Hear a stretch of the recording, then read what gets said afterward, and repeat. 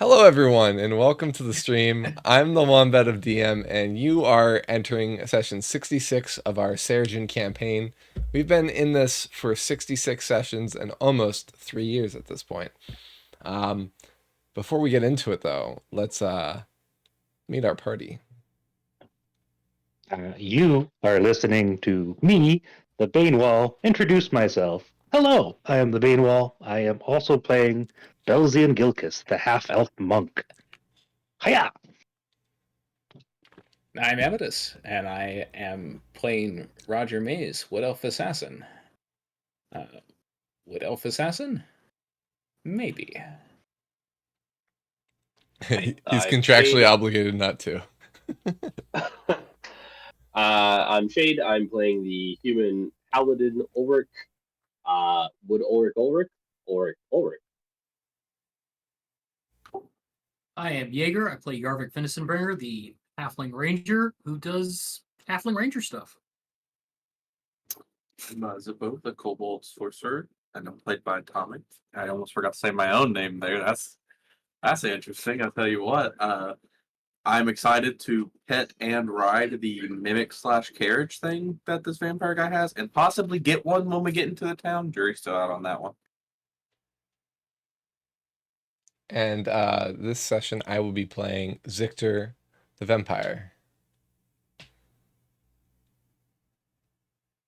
All right, so last we left off, does anybody want to tell the audience what we got up to? I think Shade did a pretty good job last time. Yeah, I can tell you. So last time we continued our travels with Zictor, heading towards the Mayoneer capital, trying to probe him for information here and there where we could.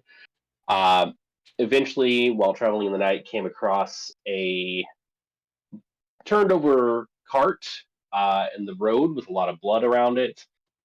He told us to kind of stay back and would reveal to us that it was his his mimic cart, that is, which he. It's Cartholomew. Cartholomew, that's right. Cartholomew would carry the individuals that that Zictor was charged with capturing any escaped enslaved individuals and cart them back to their respective Baronies. baronies. Yeah, thank you. Could not think of the word. It's right in front of me. Vampire baronies.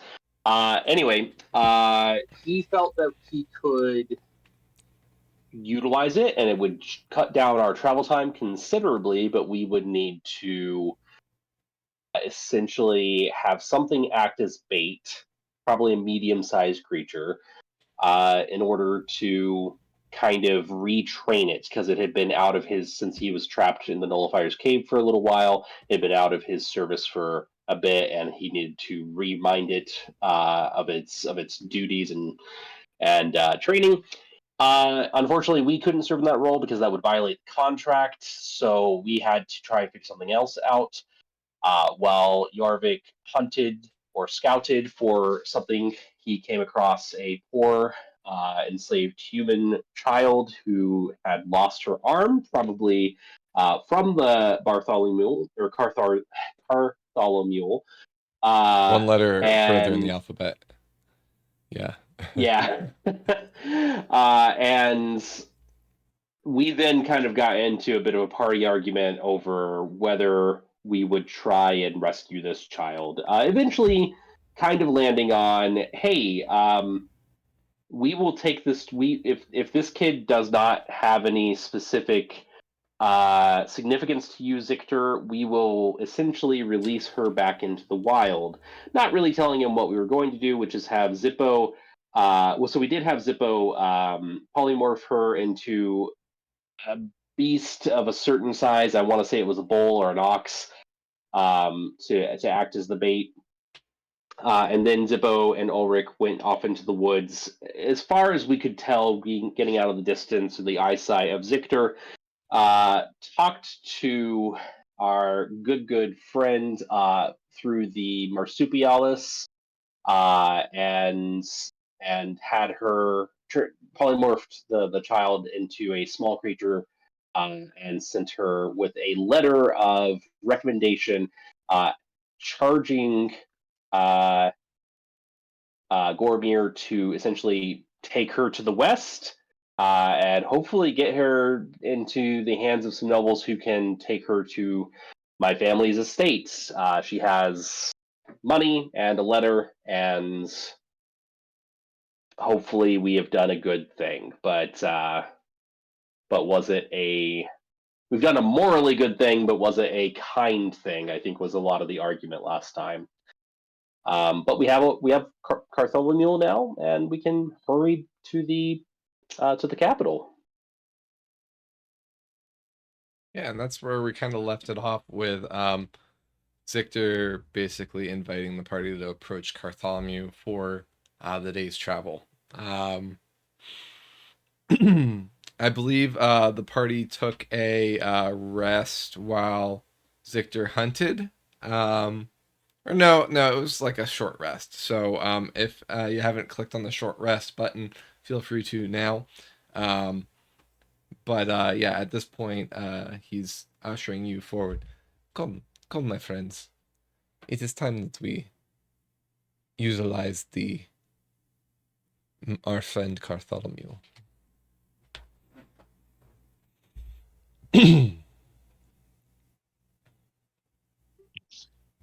Do we? Pardon me. I don't know. I've never ridden one of these type of carriages before. Do we just go in? Like, is it? No, you must be prepared first. Oh. So, he holds out a vial, similar to the vial that he used last time to make the fencing for Cartholomew, and that he had put onto himself to kind of mask himself from Cartholomew while he was luring it with our self-proclaimed Sally, in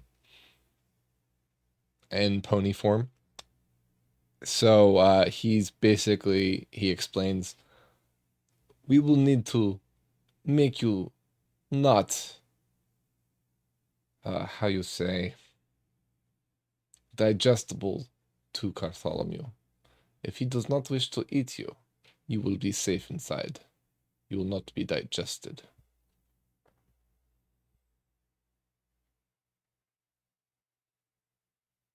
Sounds legit. So I guess it's more of that foul smelling liquid, huh? It is not the most pleasant of scents, but it is not the worst smell I have smelt in my time. You're telling me I have to hang out with these four. He smirks. Yarvik sniffs armpits in the background. Then kind of crinkles his nose. Ugh. Yeah, it's likely you haven't bathed since Ildren.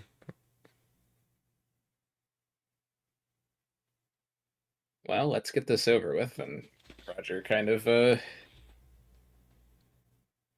prepares himself for plugs his nose and holds out his hand for the application of the scent.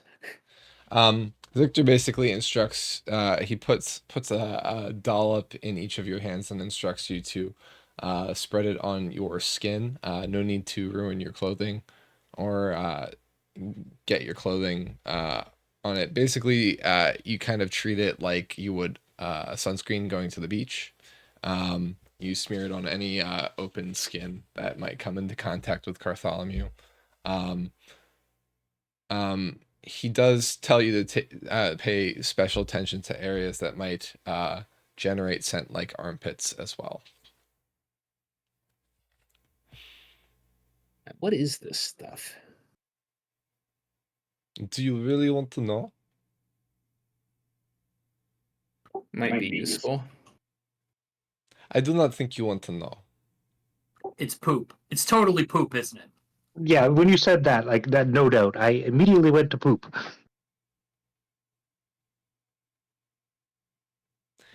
So to describe the substance, it's a black oily substance. It's not thick like pitch. It's more viscous. Um, and as you spread it out, it doesn't darken your skin at all. It spreads clear, with just a hint of just a tinge of, you can tell that it's on your skin, but it's not like coloring your skin at all, is what I'm trying to say. It has it smells harsh at first, but then as you spread it out, you don't really smell anything at all. Almost either your nostrils get used to the smell, or the smell dissipates when it masks yours. For curiosity's sake, I must know. Now you have me intrigued. It is from a certain gland in a creature in this domain. It is not a polite gland to speak of, but nonetheless, that is where it is from. Well, could you name the creature? Have you ever heard of a squart?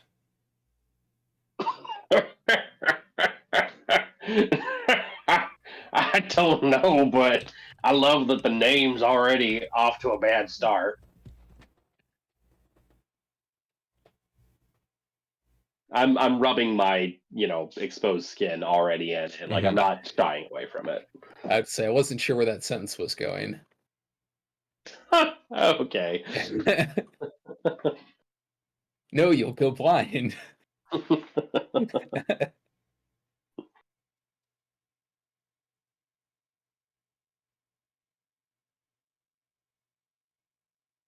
It is from a creature known as a squart, and it is from its anal gland.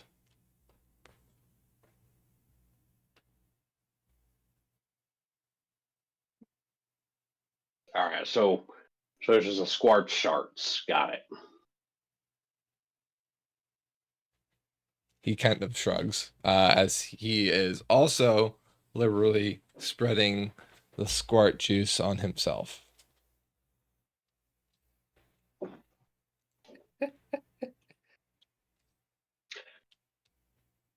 Yeah, the shit we go through.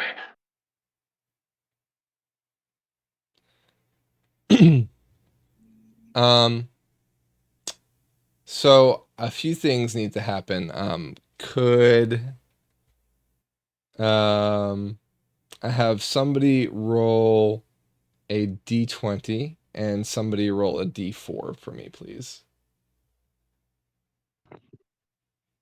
I've got the D4. Okay. And the d20.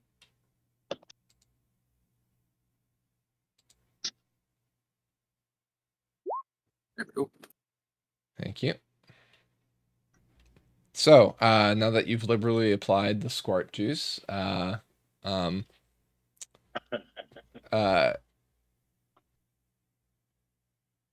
Zictor does a sharp whistle, and Bartholomew kind of puts himself together, wrapping his legs back into wheels, and kind of straightening up.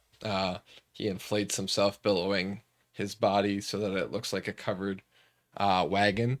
And he even kind of has purple-ish hues on the exterior that kind of match his master's clothing. He as he inflates, you can kind of catch glimpses of inside as the flaps of his mouth furl, and then he kind of opens his mouth wide. You can see Zictor's eyes kind of running in a line on each end or each side of the caravan.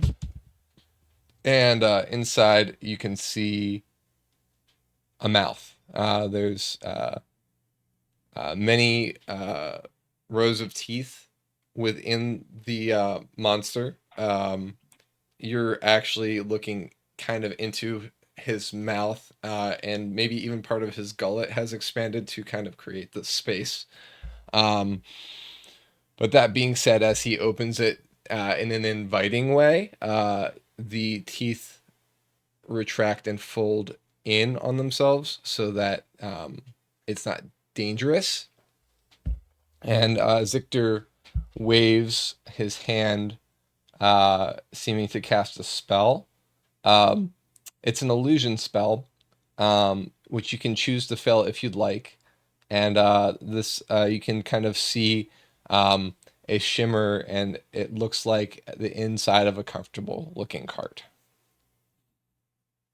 He steps in first, kind of at the head of the entrance, and invites you in. So feel free to tell me whether you're choosing to believe in the glamour or not as you step in. I'm going to choose to not believe in the glamour. Okay. Likewise. Sometimes you really just want to believe it's a juicy steak. So I'm totally going to believe in the glamour. Okay. I believe in believing this the for sure. Oh, sorry. I was just saying I'm not believing in the glamour. I want to see what the inside of his mouth looks like, because I'm very fascinated by the creature.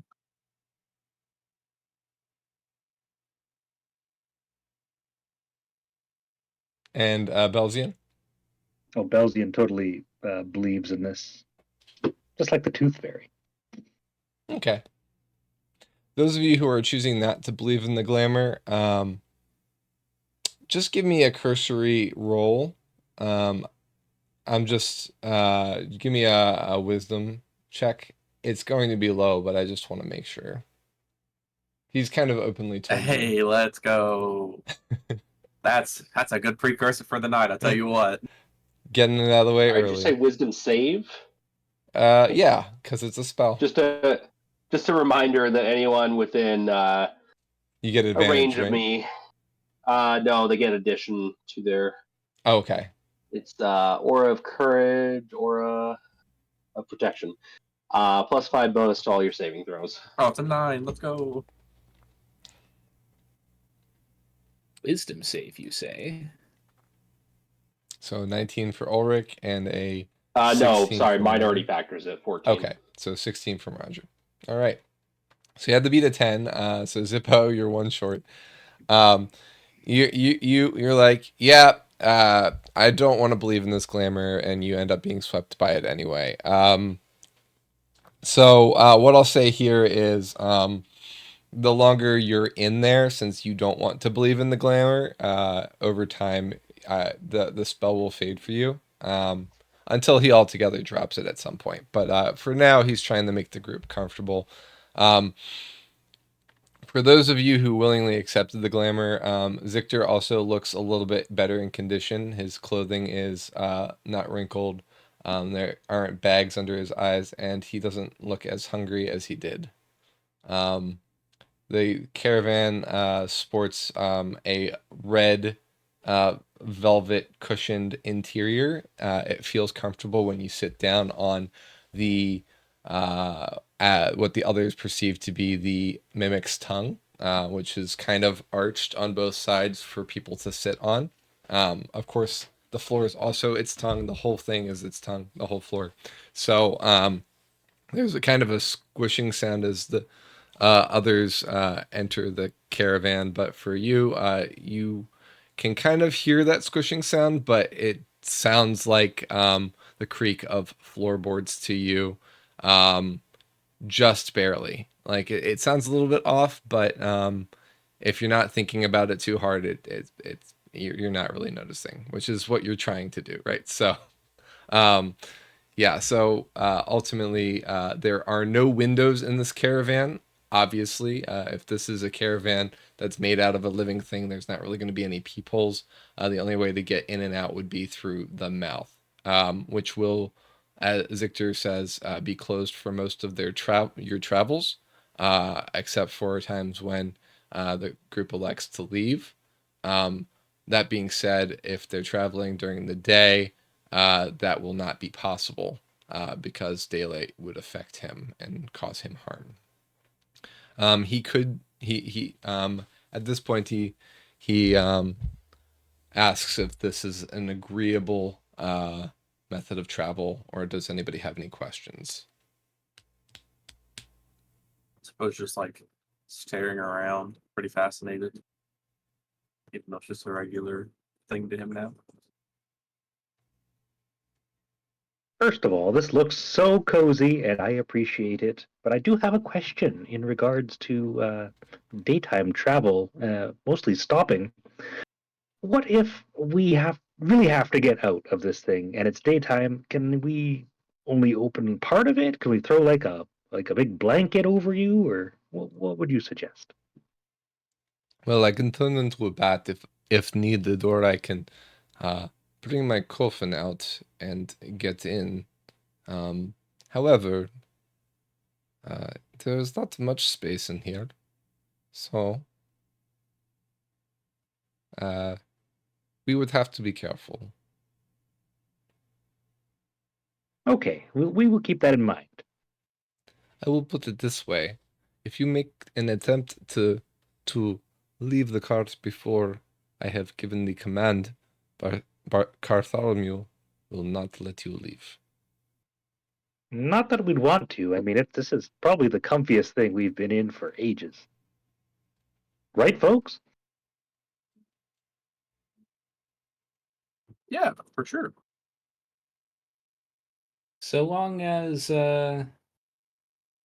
it's understood that withholding that command would when we need you to give it would constitute harm to us. Oh, you will not come to any harm. This is more honoring the other side of that agreement.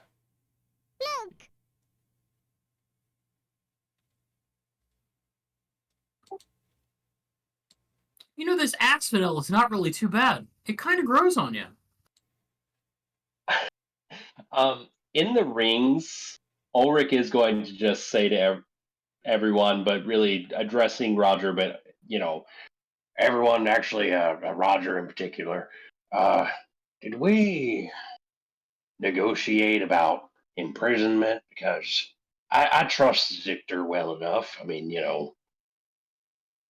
he hasn't given us any reason to not trust him yet, but it does occur to me that one could be comfortably imprisoned.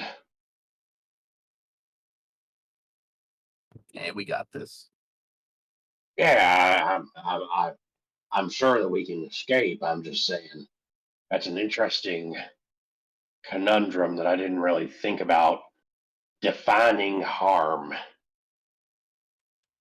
I mean, Our obligations only demand that we seek an audience and present a case. Should that be unsuccessful, and we will have to try something else. We have an escape plan if we need it. Yep, absolutely. Just kind of thinking about. I don't know. Just thinking. But no, it's true. We didn't define it. Perhaps we should have, but perhaps it will be to our benefit to not to have. Yeah, that's true. That's true. Being more vague is perhaps in our favor. Well, Roger will say out loud now. Well, Zictor, in any case, should it not lead to our harm in that very moment, will you agree to give the command to let us out of here, should we request it. As long as it does not in due term cause me harm, of course. We will honor our side of the bargain.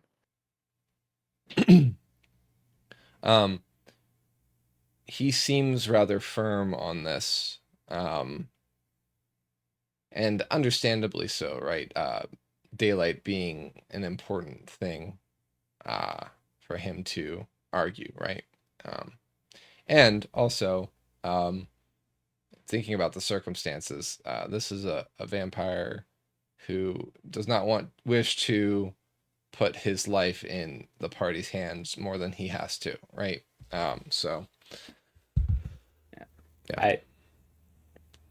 It's only concerning because he's in a position of power right now, or he's set himself up to be in a position of power where he can restrict our movements to such a tiny space. And sensing this nervousness, Zictor once more kind of questions this method of travel and says, if this is not a satisfactory solution, we can forego using Cartholomew at all. But it seems that the boat has already sailed. Yeah, I was going to say, have you heard the sunk cost fallacy? Speed is of the essence, but our contract does not stipulate speed, it stipulates security, and of very specific kinds. Zictor, you've already said that you would be able to survive if we were forced to open the cart during the daytime. You could transform into a bat with no harm to yourself. And we would only do that in an emergency.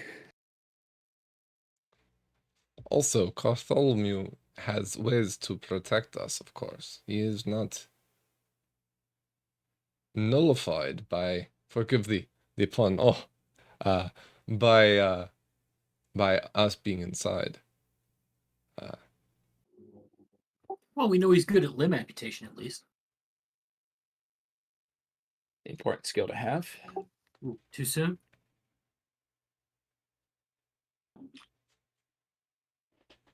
Huh? Sally's.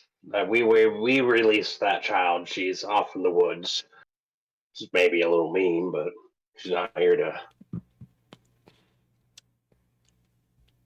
I know you told me that you turned her into an avian friend. A crow, I believe you said? Raven? Yep.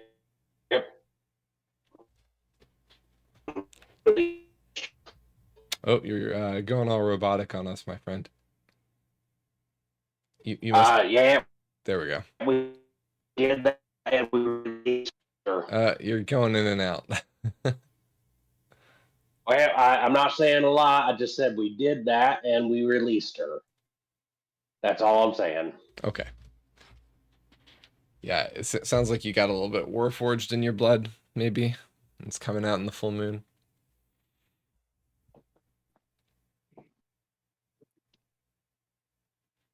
All right. Yeah, maybe. But the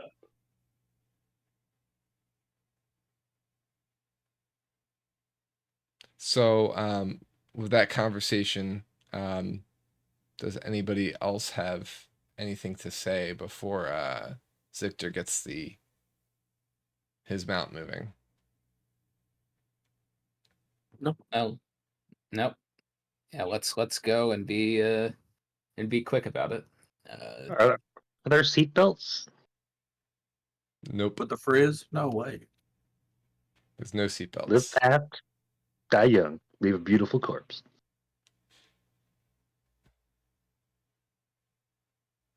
All right. So Bartholomew speaks to Zictor in the language none of you understand, and Zictor speaks to Bartholomew. There we go. In the language that none of you understand, and the jaws of that are being held open close to the outside world, and you are now in this space. Zictor says another short command, and the vehicle begins moving. And it's not a smooth moment, it's a slight rocking feel. You imagine that Bartholomew isn't rolling, he's more striding. And it's slow at first, and then it picks up speed until it's a kind of a slight rocking motion as you're traveling forward. It is still night, so after Bartholomew begins to move, Zictor does allow Bartholomew to keep his mouth open so that the party can see the outside world pass by, and you can just make out his legs kind of leaping forward, and he's basically bounding with the party inside of him. You're going at a quick pace, faster than you could on horse. You get the feeling that Bartholomew could run down a horse very easily. I guess the other description that I have is that you can also hear the carriage breathing with effort as it runs. Heck yeah. So, what do you think the top speed of one of these babies is? This is the question you asked before you entered the cart. It seems like ages ago, but it was only a few minutes, I believe. Well, it feels like weeks ago. Yeah, a lot has happened in a very short time. I cannot think of a measurement that would be more appropriate than it can outrun most creatures that I can think of that you would know of.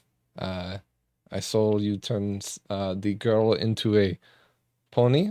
It could easily chase down a horse. Obviously, if a horse, then a person as well. I don't know. I feel like Belgium can outrun a horse.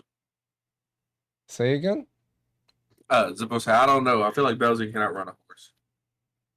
Oh, this I would like to see. Maybe at some point one night we could have a race between Belzian and Bartholomew. See who is faster. Oh, for sure. As long as I get that special sauce first. Of course, I have plenty in my bag. The squark anal juice. That's a band name right there. That is the sort of name that would get you banned from a lot of places.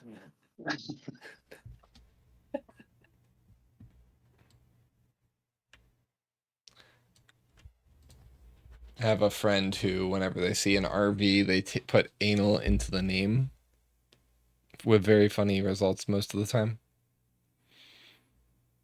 That's just an aside. It has nothing to do with the campaign. Anyway, so continuing on. So the party begins moving. As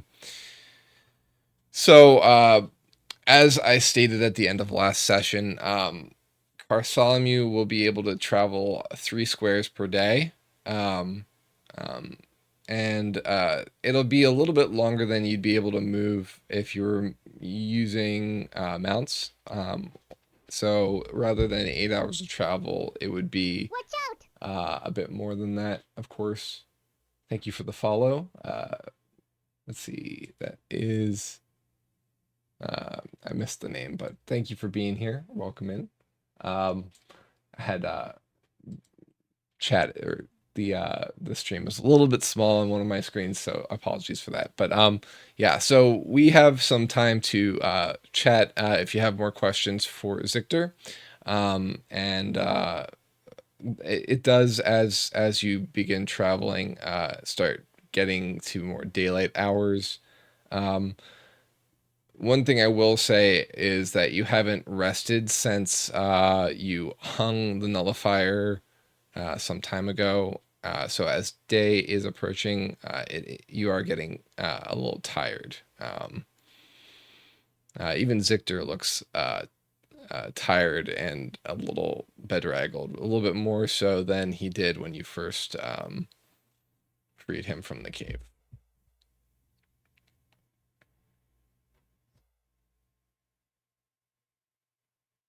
I'm happy to go to sleep. I do have a question for you about Bartholomew, but Bartholomew rather, but it doesn't have to. It's not urgent. Hey Shade, I It was think just really if I'm just gonna say Shade, your mic. I don't know if it's that you're using a different mic today, but it is a little harder to understand you. I don't know if anybody else is having that issue too, or if it's just me. You're clear now. You're okay. not sounding robotic, but I think it's maybe an echo or something of that sort. Okay, I'll switch mics. He was just going to ask if there are others like Bartholomew. That's all. Oh yes, there are many mimic carts.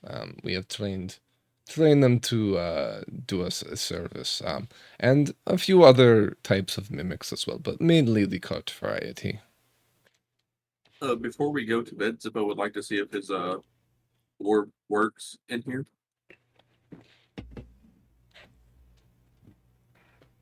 Your orb works fine. Perfect. This is not an extra dimensional space. It's an inner dententional space. Because like yeah, it's yeah. I hope you get the joke. Yeah. Yeah. Yeah, I just wanted to make sure that way when we are riding around after we take our like nice little rest, his Zippo can look into his orb and definitely find dragons now that he doesn't have to worry about getting lost or attacked. I have a better pun. It's an inner intestinal space. There we go. Interintestinal. Yeah, I like that. Yeah, so you can see the orb. Zictor actually kind of eyes the orb as you're kind of studying it, and so what is this object that fascinates you so, Zippo? I call it my dragon searching radar. It lets me look into places far beyond, and I'm trying to find dragons, but no luck so far. Oh, so it is not as much a dragon bladar as it is a well, if you haven't found any dragons yet, is it really serving that purpose? I mean, that's the purpose I use it for most of the time. And I've seen some cool stuff in it, but nothing like memorable, you know? Definitely no dragons. I remember that. Is it something that I might be able to use? I have no idea. I'm the only one who's ever touched it. It's my baby. You got this hard fought fight that I carried in. What was that, Zippo? Zippo says we got this after a hard fought fight that I carried A in. hard fought. Yeah. Yeah, got it. None of us want to get disintegrated, so we don't try and take his orb. It is a useful spell to have. It is. It's fun. It is a good spell, but I'm more of the I like the psychic spell just a little bit more, or lightning now. I used to like fire a lot, but here lately lightning has been cool. I had a brother that used to bake with disintegration dust. Heck yeah, that sounds cool. Do you like a cookbook or anything? No, he did not write anything down. Dang it.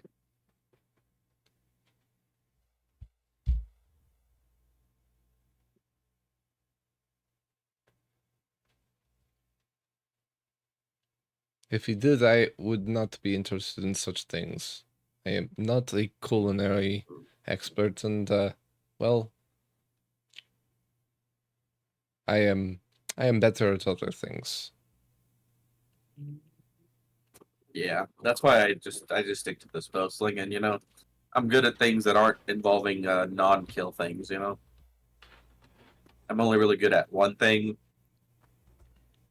but that's why the party keeps me around. That, and I'm cool, and also going to be a dragon someday.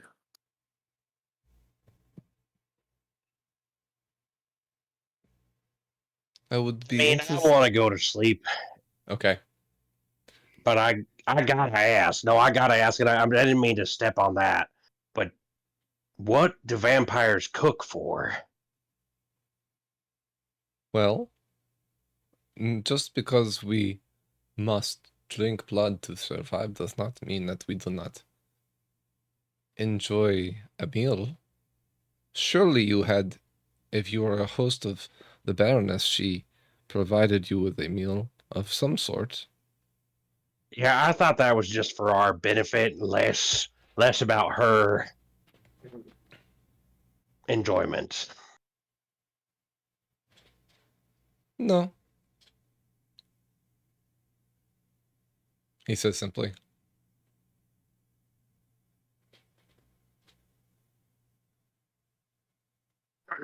Well, sorry about that. I'm gonna turn back over. I think you and Zippo were talking about dragons. I saw a pause and I took it. Apologies.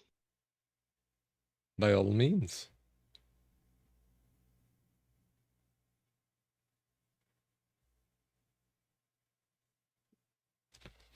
All right, so the party is going to take rests. Is that kind of what I'm hearing?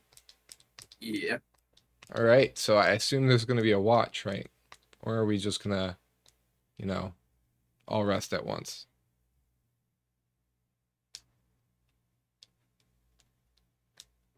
I have pretty much full faith in Bartholomew, so Zippo's just going over to turn to sleep. Okay.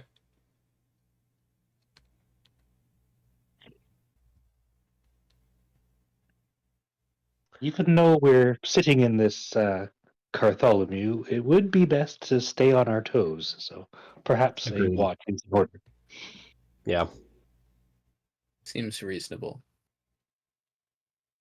but I think we can suffer to only have one person take watch rather than doubling up. If some It's a of you small need thing. extra sleep, I suppose. Right. I mean, I'm just saying. It's not like we're spaced out or have to be on the lookout of a lot. It's really just this room that we're looking out for. Indeed. And I assume this is all out loud, right? Yeah. Yeah.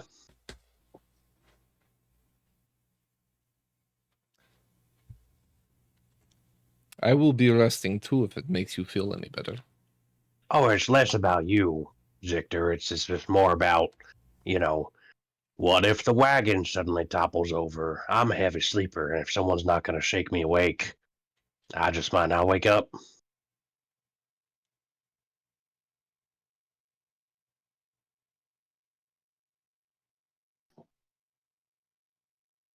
Well, I don't feel the need to lie to you. I'm paranoid. I would never have guessed.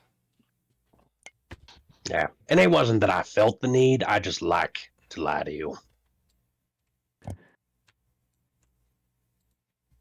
It was more a want than a need.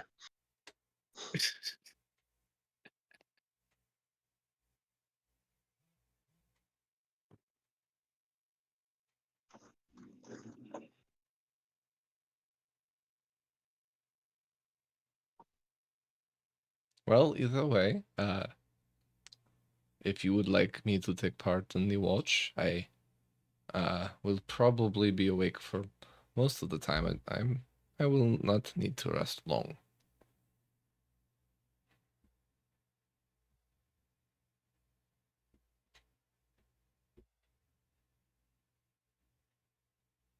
But when night falls, I must hunt again. We will need to stop at that point.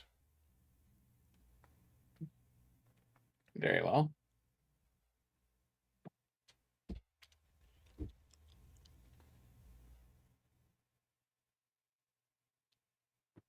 Yeah. I will be honest, my hunt was not quite as successful as I would have liked. I am hoping for better prey tomorrow.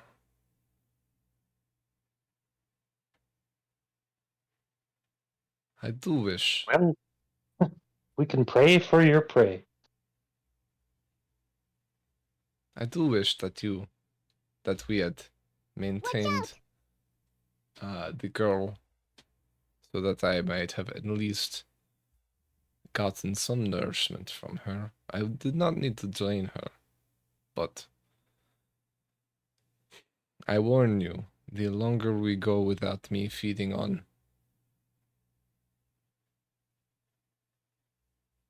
one of my stock, the less agreeable I will be. I am bound by a contract, so you are not in danger. But forgive me for any indiscretions otherwise. I'm curious about the flexibility of the contract here. While you're sleeping, what if suddenly there is a bowl with blood in it for when you wake back up? You drink that blood, and it ends up being one of ours. Now, that's a pure hypothetical, of course, but does that suddenly endanger the contract, or does the fact that you were asleep and some blood just happened into a bowl change anything? Well, I would say that with the open-endedness that you have made this contract, I would not partake in any of your blood, period. For risk of it being interpreted as indirect.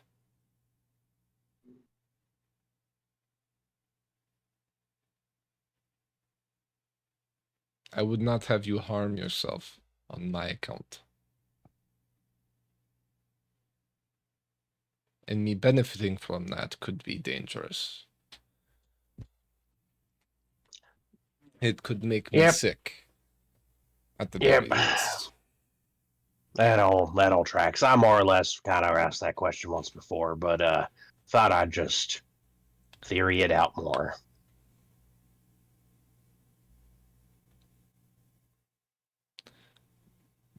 Thinking like a vampire. I like it. Finding creative solutions to problematic terms is what is in our nature. However, this being said, the clause, though it is problematic, we both found to be mutually beneficial. I do not regret it, save for the fact that this would be much easier on my palate.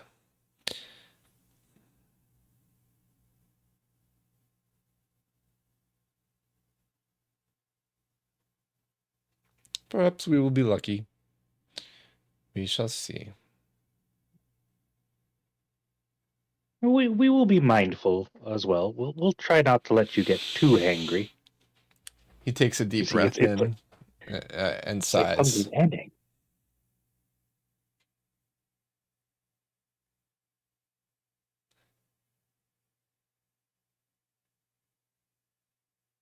Over the rings. Should at least one of us always be awake when we're around this fellow?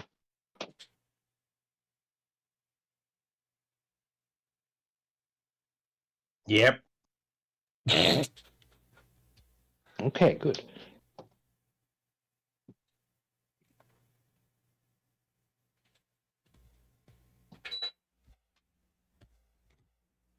All right, so who's going to take first watch?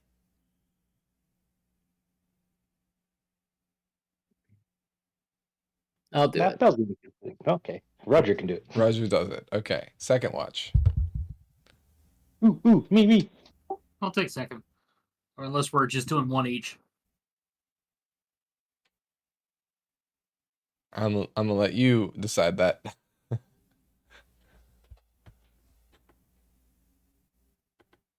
All right, guys. Rock, paper, scissors. Okay.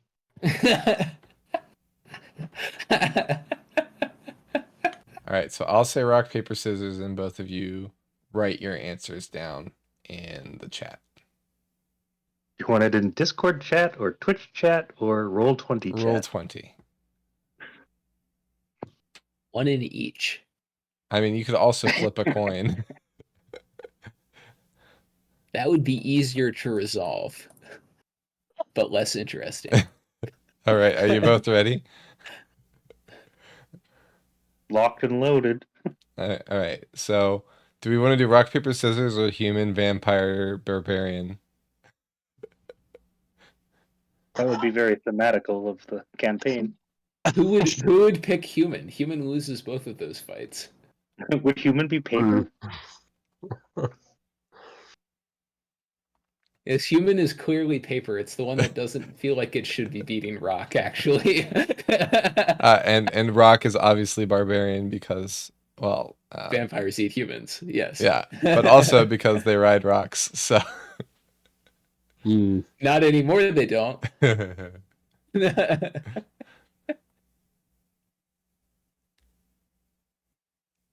all right, so rock, paper, scissors. I'm gonna Yeah, say I went back.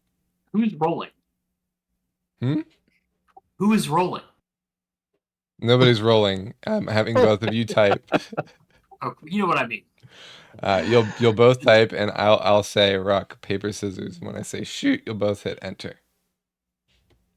Well, we're bringing bows and arrows into this now? All right, are you both ready? Ready? All right. I don't see Belzian typing, so I'm just... Okay, all right, you're both ready. Rock, paper, scissors, shoot. Oh no, but yours is Of course it's italicized. both rock. All right. Spicy rock. All right. Re-knock your arrows. Rock, paper, scissors, shoot.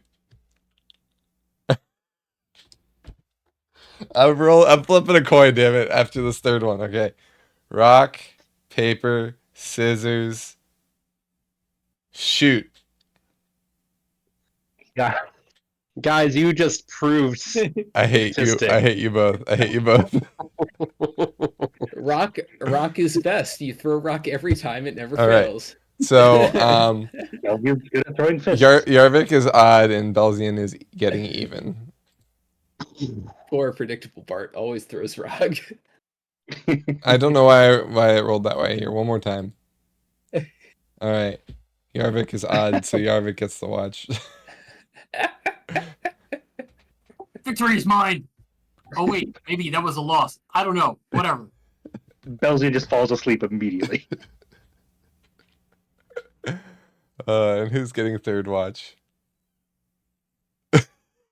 I'll take it. We could have just solved this problem by one of you taking one watch and one of you taking the other, but you both I'll wanted second. take the last one. I'll take 3. All right. Sounds good. Zippo goes fast asleep. And I guess that's everybody, right? Yeah.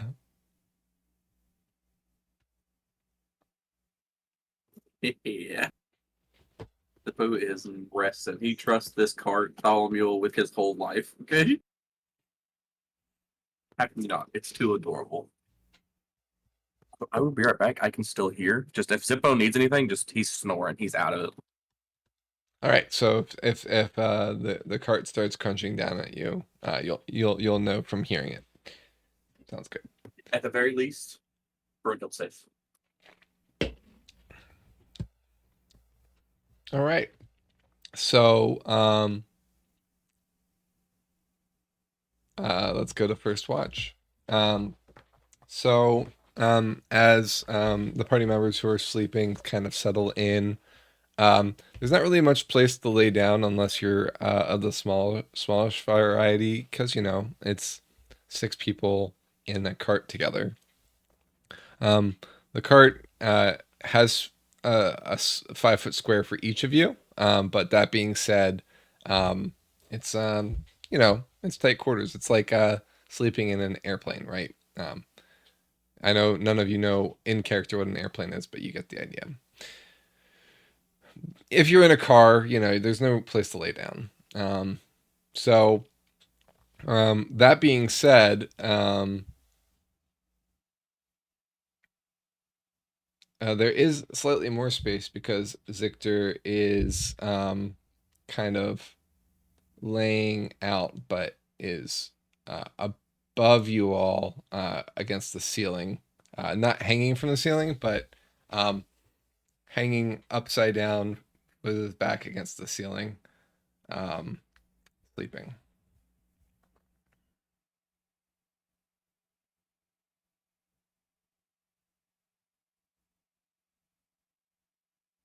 I suppose he wanted to stretch out and feel comfortable, so he took up the space that was available.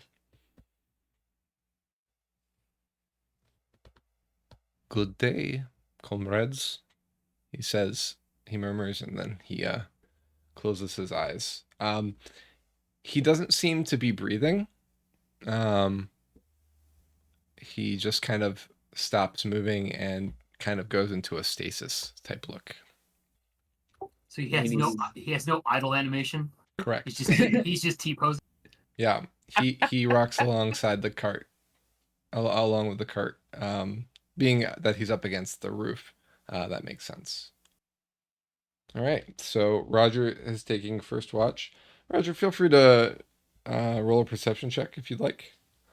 Yeah.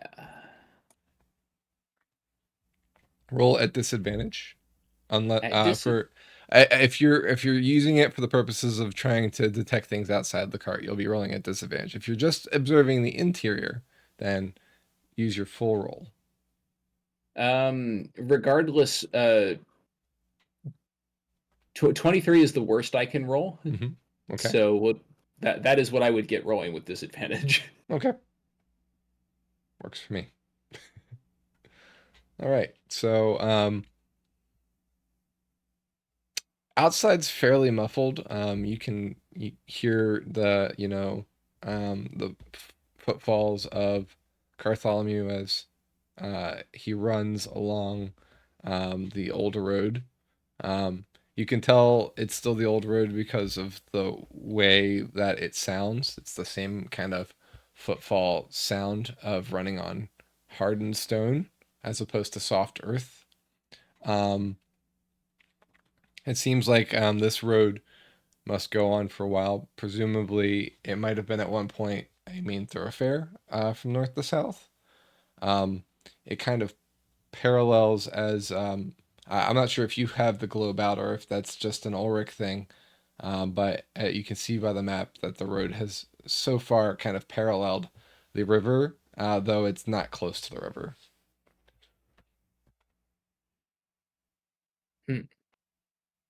Well, that makes sense. They probably want to skirt around the edges of the waste. Yeah, the waste is coming up to the south, at least the outer stretches of it.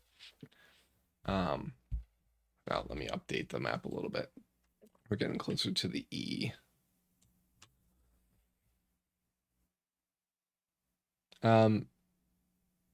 Anything that you're looking for in particular inside of the cart, Bartholomew? Mostly I'm keeping an ear out for interesting noises outside of the cart, although I suppose I would also be keeping my eyes open for anything visible showing up inside of the cart. Sure. I guess there could be ghosts here. Whether they could keep up with Bartholomew, I don't know, but Yeah, somebody who's just passing through. So ultimately, Hey. You studying the interior of the cart, kind of, your survival instincts are kind of screaming at you that this is not a place to be. You are literally inside of a creature right now. That being said, though, it's not as wet as you expected it would be, for whatever reason. Maybe Bartholomew took a big swallow before he let y'all in, but yeah, I mean, the obviously the tongue is squishy, and every once in a while saliva kind of coats it to keep it from drying out. But for the most part, it's relatively comfortable. It does smell like death. You can kind of hear not just the footfalls outside, but the internal organs working of this creature. It's definitely eaten recently, and you can hear that digestion happening beneath you and somewhere toward the back of the caravan, and you can hear kind of some sloshing around. Fortunately, there is no evidence of its prey within the caravan chamber. So, yeah. All right. No ghosts pass through.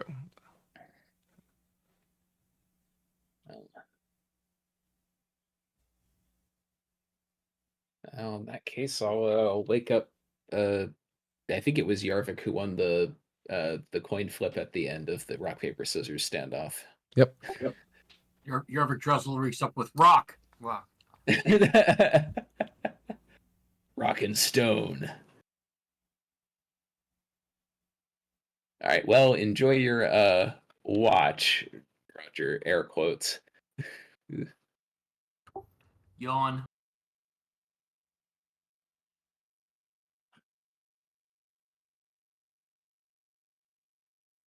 All right. So, Yarvik, go ahead and roll perception. Are you trying to perceive outside or inside the cart? There's really not much point in trying to perceive what's going on outside the cart. So, Okay. Roll full perception for inside. All right.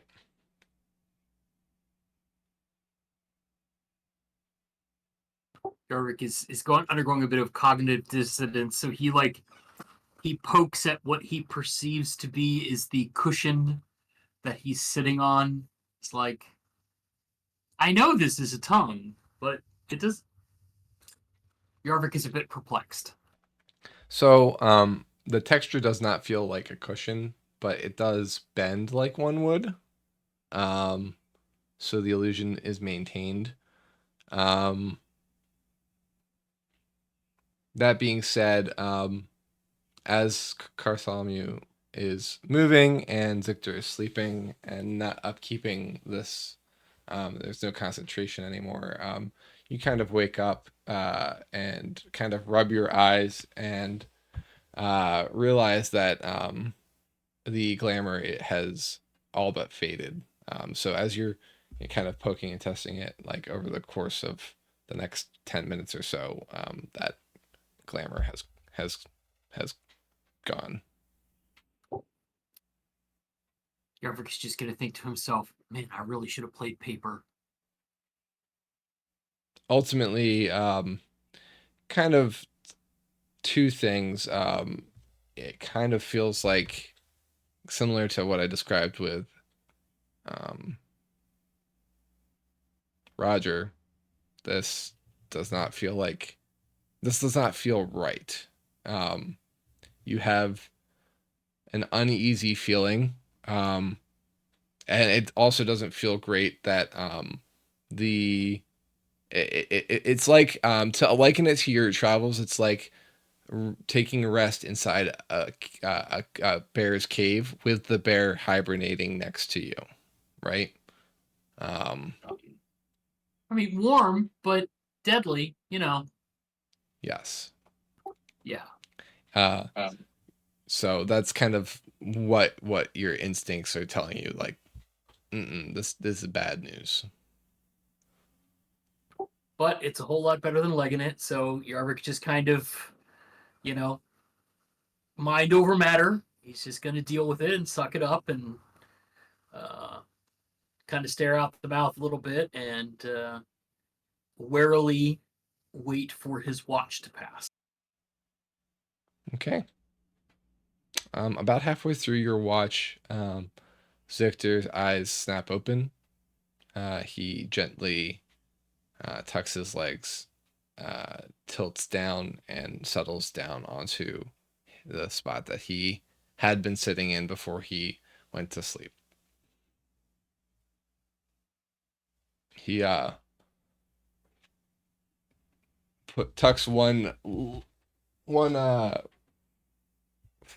heel against the rise in the tongue, and then rests his elbow on his knee and kind of rests his head on his arm and sways with the cart.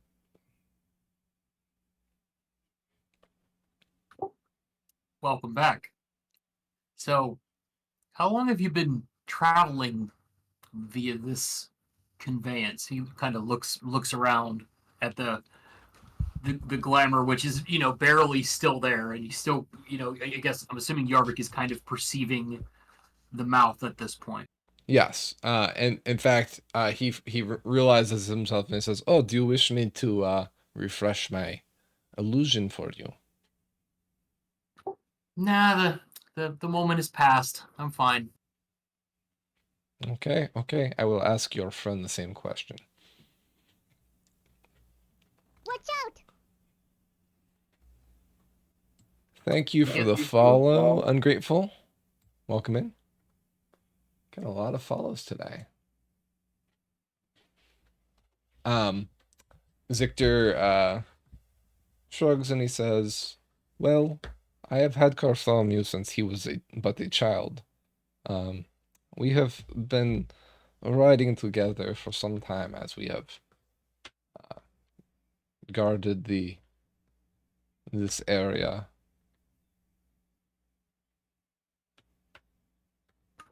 If you're transporting people against their will, I'm assuming they don't get the glamour, or do you do that to help calm them down? It depends on the prey. Fair.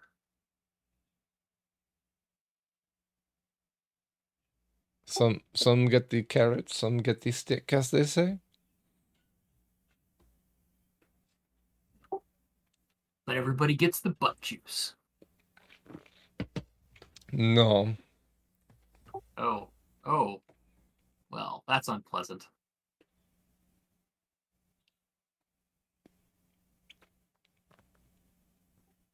You're just gonna kind of zone out and stare off out the mouth of Bartholomew. The mouth that is tightly closed at this point, being that it's Oh. day. Good point.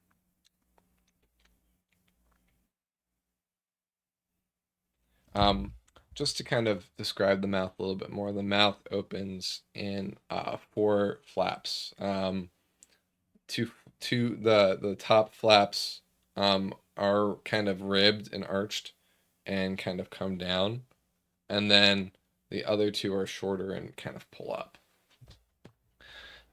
They seem to be reinforced by a jawline, but he somehow was able to kind of blow these lips out, and when he billowed himself up, right? So there is some sort of flexibility there.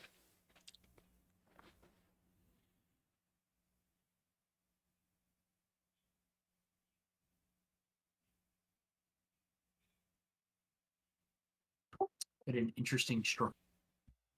All right, so you zone out and kind of try and disassociate in your current plight until it is time for next watch. And you wake Ulrich, I assume? Yep. Okay.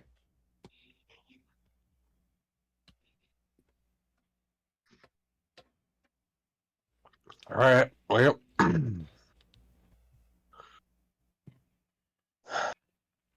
You see Zictor sitting in his seat.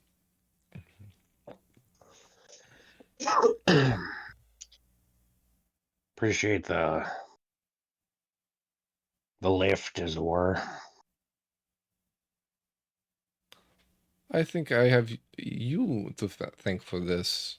After all, I would not have been able to retame Cartholomew as easily without you. Yeah, well, we can leave each other 5 stars at the end of the trip. Which is a reference that made sense in my head, but I guess doesn't really make sense. Yeah, I am not sure how Langelius comes into play here. I don't know either. I'm still waking up. So, yeah. I'm not really much in a talkative mood. I hope you don't mind. Oh, okay. No problem.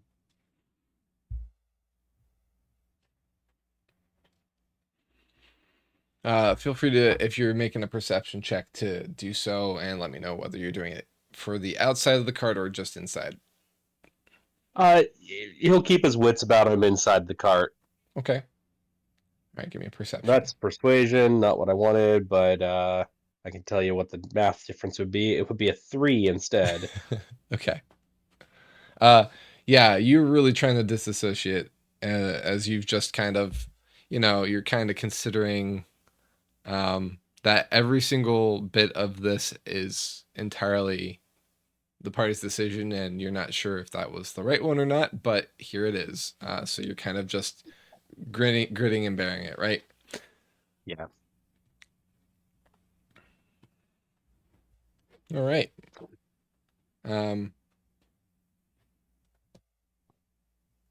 Zictor studies you for a time. That's the only thing I'll say. You don't really, with your kind of ultra focus on trying to focus on not being in the cart. The slight sloshing sound that you kind of hear in the background kind of makes you feel a little sick to your stomach. So you're kind of concentrating on not hearing that. Time kind of slows down, and it feels like your watch takes forever. But eventually, the time comes for your watch to end, and the party begins to wake up.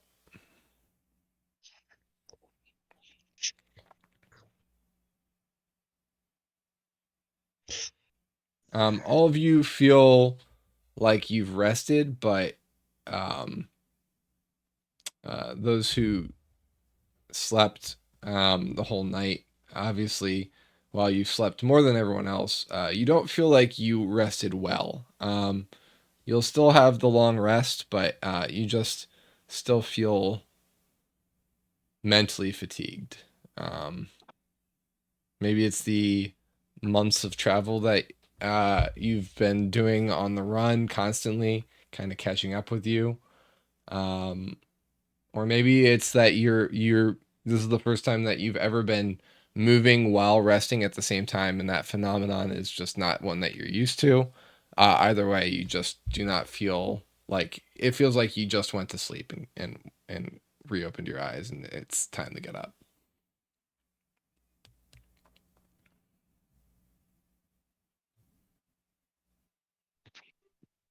Rock. Good morning, fellows. Morning, day, night. When is it? Salutations. The sun is still out. It's a bit squishy in here with all of us. Back at the sanctum where I used to reside, we had a gangly fellow who used to ring the bell. That was his main job, was just to ring the bell, and he was a little bit of hunchback. I'm starting to wonder if he slept in a place like this all the time. Zictor nods, half interested. So how far do you think we've gotten so far? Well, I will know when we emerge from Bartholomew in a few hours. I believe that the sun will set in maybe 3 hours from now, and then it will be safe to stop.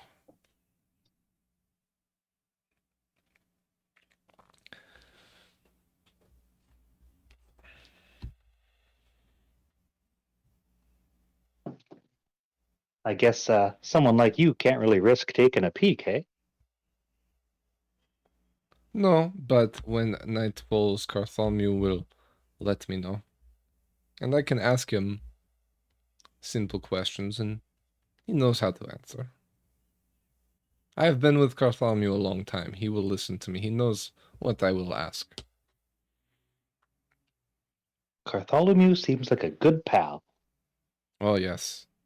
And he runs his finger along the roof of the mouth, and there's a slight shudder as the cart continues to move.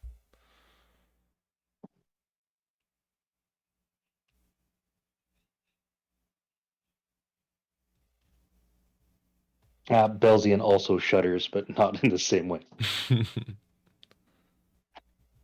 Zippo's going to go into his orb until we're told we can leave the cart.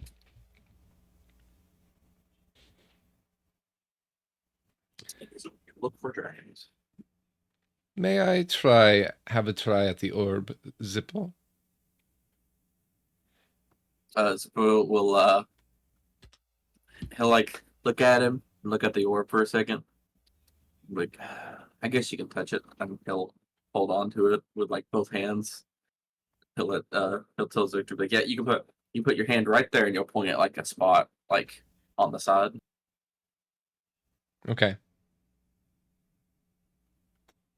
He puts his hand on the orb. And you get you're still touching the orb too, I believe, right? Oh yeah, for sure. He's clutching the orb. Okay, so he kind of ponderously reaches out and kind of tilts his head. And he doesn't seem to be getting anything. He kind of just sits there for a second, like thinking about it, and kind of states, I see nothing. This must be it must sense its owner, which I believe is you. And that's what he says out loud, but internally when he's feeling it, you kind of feel his presence kind of encroach on your attunement just for a second as he's kind of doing a cursory feel of it, right? Sensing that if he, put his hand on it for an hour, he might be able to take that attunement from you, or like you just kind of feel that threat, right? Especially since you're in contact with it. But you also kind of get a sense of his aura, and it's dark. It's a maleficent aura. As you kind of touch it, you feel hunger just for a moment, and then when he removes his hand, it's gone. Okay. I was gonna say, there's no way to like retain that feeling, is there? No. Like make my magic or energy feel similar? No. This Dang. is literally you're just feeling somebody else. You have your own specific fingerprint, if you will, aura print. Gotcha. You just felt his for a second, because you both were in touching a magical item at the same time. Gotcha. Okay. Yeah, after that happens, the just kind of look at him, and then he's gonna put his hands around the orb and go into it to see if he can see dragons. Okay. See if they have the answer he's looking for. So we haven't done this in a while. So I'll just describe this quickly. Now that you've seen space quite a lot of times, it's almost like you're entering a room and looking to see if anything's different, and then kind of keeping an eye on that. But with that being the case, you're kind of looking at a three-dimensional space. You can look in every direction. So every time you go in, you kind of look at something new, whether it be a formation of stars that you'd never really seen before, or maybe kind of a nebula. Not that you know the word, but a nebula off in the distance of a glowing cloud. Or just kind of studying Renovar from above. As you kind of zoom into the planet, you can kind of just make out maybe what could be the area the wall might have been on the continent. That being said, you can't always see the continent, and since it's day, you can kind of see it a bit clearer. But there is, clouds preventing you from seeing everything, right? So you can kind of see that line, especially the one that goes from east to west. That one seems to be cut a little bit more clearly. Um, and you can see kind of the large bodies of water, both in the center of Necrata and then to the west of you as well, a large body of water as well. Cool. Yeah. No dragons though. Dang. Yeah. Zippo will admire everything else, but he's definitely disappointed in the dragons thing. And then he's going to continue, even though he probably no, I'd say he probably doesn't know it doesn't work, but the rest of the party knows it doesn't work. So in Draconic, he's just gonna be talking, uh, trying to holler out for dragons. Like he's not screaming or anything, but he's definitely like almost a scream, you know? You're feeling chatty. Yeah. You're Yeah. talking to the universe. Got it.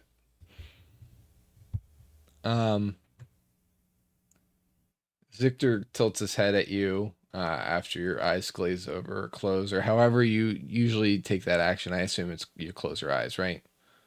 Yeah. Um, and kind of shrugs and looks at the rest of the group. He seems fairly dismissive of the incident, like he's done with it. It's no longer holding his interest.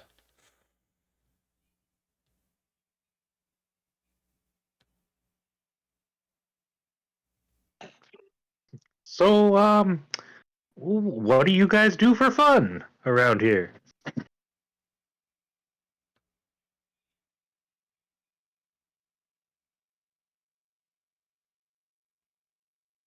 You mean us as in vampires? Uh, yes, that's what I meant. What do you find sporting? What is your recreation? Do you have any hobbies? I believe I told you my uh, hobbies earlier today. I think you told us your occupation. Yes, it is also my hobby, otherwise I would not be doing it. It is a passion. Ah, interesting. So, do they not pay you well for your services, or do you do it on a voluntary basis? This is what I like to do, so this is what I do. Huh. I am rewarded in a few ways, but um, those are luxuries I afford through my role and also through my position. I am, after all, a vampire in this land. But what, if you don't mind my asking, what kind of vampire? Like, where do you rank on the vampire scale? I serve my queen, he says simply. Hmm. Almost a little annoyed at the question. Now, does every vampire have this the same rank? Are they all equal? Do they all serve the queen directly, or is there like a pyramid? He shrugs dismissively and says, "The barons have afford certain luxuries that others do not, but they also are charged with more responsibility. I am not burdened by such things. I am more of a free agent, as you would." A freelancer. So do you choose your own hours? Like you can work whenever you want? Get that sounds pretty cushy. That sounds pretty good. I mean, all things considered. Obviously.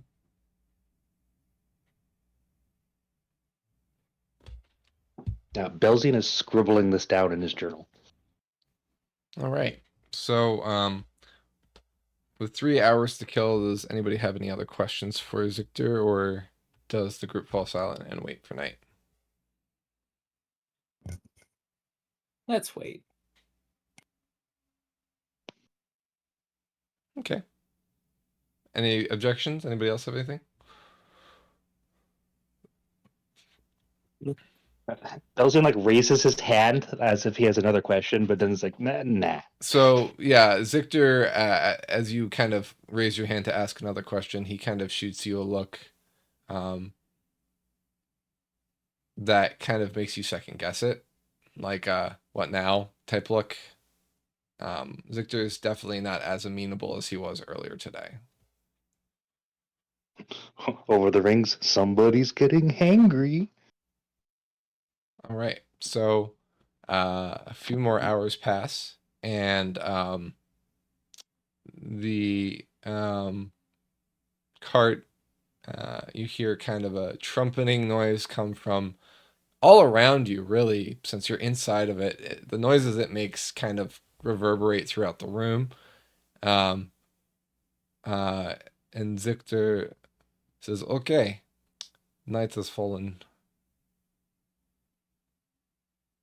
And he kind of claps his hands, and Bartholomew slows to a patter and then comes to a stop.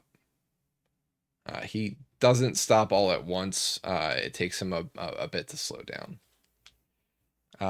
You, now that he has stopped, you can kind of feel the cart breathing heavily.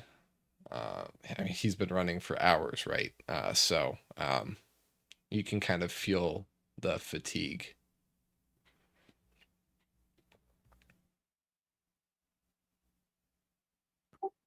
It's also 9:00, so. Yep. So with that, let's take a 10-minute break. We'll be back at 9:12 to continue the session. Don't go too far. Thanks for being here, folks, and we'll see you soon. Welcome back from the break, folks. We're back with our second half of the session. The group just is emerging from Bartholomew, who just made a long trip today, but there's still some more to go before the end of the day, or the 24-hour period has progressed. So that being said, let's pick it up there. Bartholomew opens, and you can see that it is night. The sun has fully gone down in the sky. It is a fairly clear day. Mist is kind of hugging the ground as night has settled in. But the moon is out. The other one is elsewhere in the sky. Let me just double check my moon chart. Doop-a-doop-a-doo.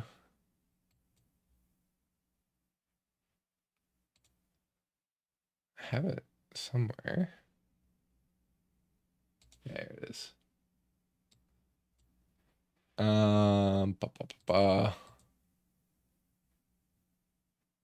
Yeah, so one moon is kind of on one side of the sky and one is on the other, and they're both kind of lit on opposite sides of each other. Zictor turns to the group after he emerges and says, well, I am off to hunt. What will you be doing while I am gone?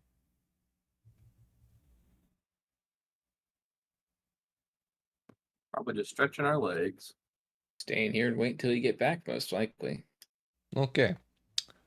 He hands Roger another vial, and he says, I would recommend reapplying, having the group reapply at some point soon, just in case. Okie dokie. Bartholomew? And he makes a hand motion, and he says the word dwarf farm, and Bartholomew kind of settles to the ground.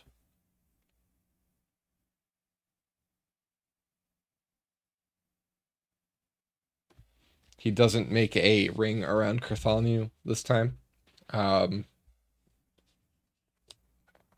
he says, Before I leave, does anybody have any questions?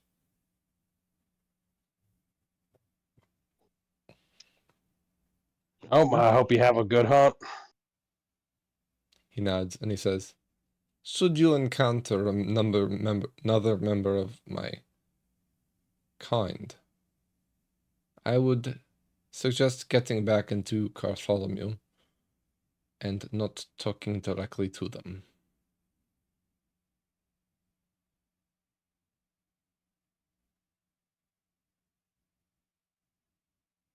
This is unlikely to happen, but I would wish you to be prepared.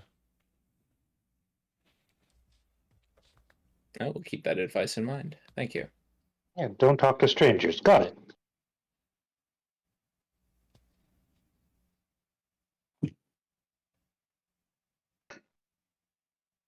With that, Zictor returns to a cloud of bat form and flies in a circle around, getting higher and higher, and then heads east this time.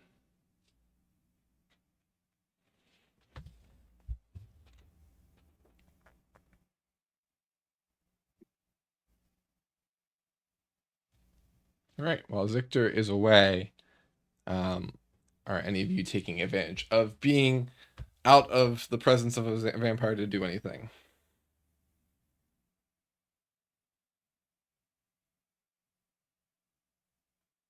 No, I don't want to risk pulling out the swans and then him being back faster than, what I'm expecting. Yarvik is paranoid, so he is going to exercise some fecal responsibility and reapply the goo. Okay. Yeah, reapplying the goo. Yeah, it's like putting Yeah. on sunscreen in the real world. You got to reapply it every now and then. Mm-hmm. Yep. Yep, definitely time for a poo and goo, as Yarvik said. Gross. Yeah, it is gross. But necessary.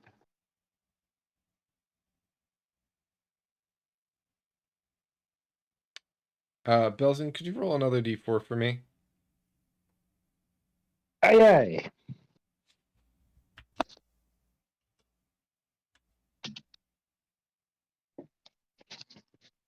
Okay.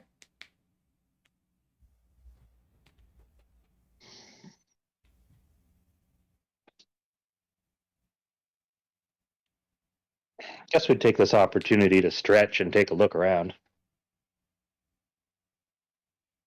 Okay.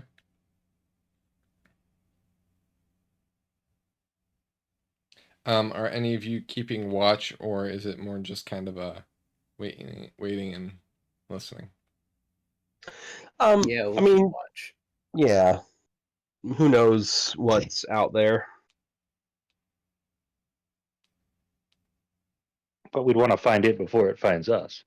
Maybe. Yep. Okay. For those of you kind of keeping watch on your surroundings, feel free to make perception checks. It is night, so Ulrich, you currently can't see very well. Noted. Same with Yarvik, unless you are, of course, casting. Oh, Hey, hey, a not bad roll. it's that time again. And I will note that Zippo was kind of lighting the compartment throughout the day yesterday, or I guess not yesterday, but during your travels, the orb kind of lit the room. It didn't have any natural light inside. All right, Jorvik cast darkness, which Oh. doesn't seem to matter for Ulrich. For what it's worth, I rolled disadvantage, but the first roll was a 3. So yep, it doesn't matter. Okay, I see.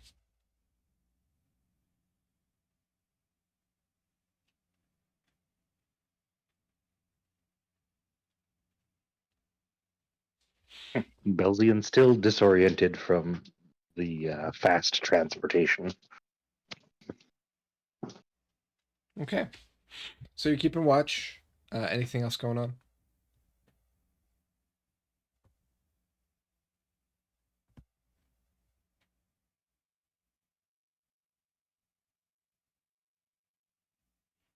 Roger, since you rolled the highest, anything specifically you're looking for while you're keeping watch?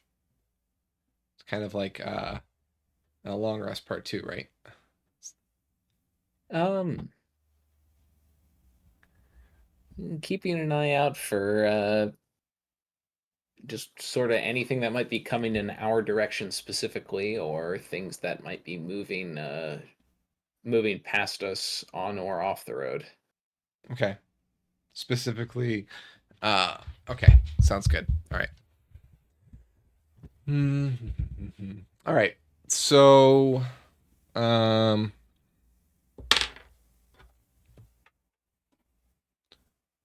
let's see here.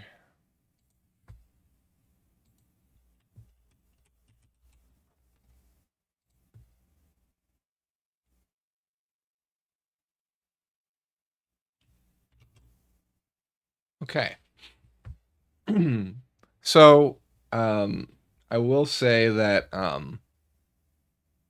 you kind of your eyes as they adjust to the night and surroundings, the mists themselves that are kind of hugging this area well into the uh, now couple hours that Victor is gone. Your eyes kind of adjust and kind of keep an eye through the mist for anything out of the ordinary. Um, the mist themselves kind of seems to swirl and move at times, but that could be just the wind. You don't see anything amongst them. It just seems to be the mist themselves. And the mist it is kind of all throughout this area. It's not just around the group. Cartholomew seems to be fairly tame. Doesn't seem to be uh, alert or alerting to any types of enemies. So that kind of puts you a little bit more at ease as well. Every once in a while, he'll kind of sit up and look around, sniff the air, and kind of settle. He kind of Cartholomew seems to uh, settle kind of closer to Ulrich. Ulrich, you find that Cartholomew kind of likes your company the most. He seems to when you kind of shift or move around, he tends to like just kind of get up and move closer to you each time. He's not like looking at you hungrily. He just seems to have a tendency to enjoy your company, or he just finds you the most agreeable to be near for whatever reason. I mean, he's only, I would say he's only human, but he's only a monster.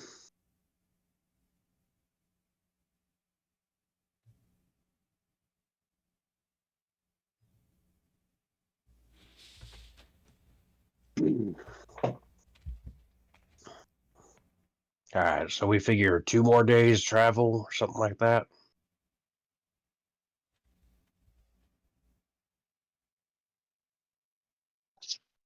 Seems like it. Looks like maybe 3 or 4. 3 or 4, yeah. My bad. And It's that's still assuming going. we don't run into any difficulties. It's Us still, difficulties? When has that ever happened? it's That's still true. going about twice as fast as we would be otherwise. Oh yeah. And keep in mind that your movement for the day is not over yet. So Right. out of character, of course. Yeah, I wasn't bemoaning it. I just I was making small talk, and I wasn't ready to jump to the weather.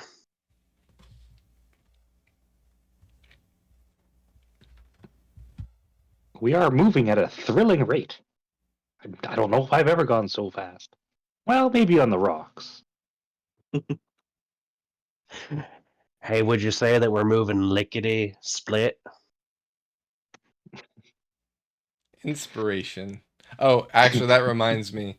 It's not really inspiration because since the group saved Sally last time, got her out of there without dying.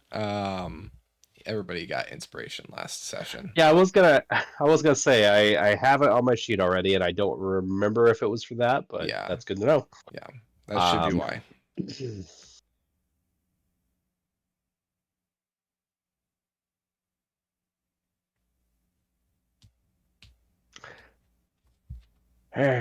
So, how do you think he's faring with his hunt?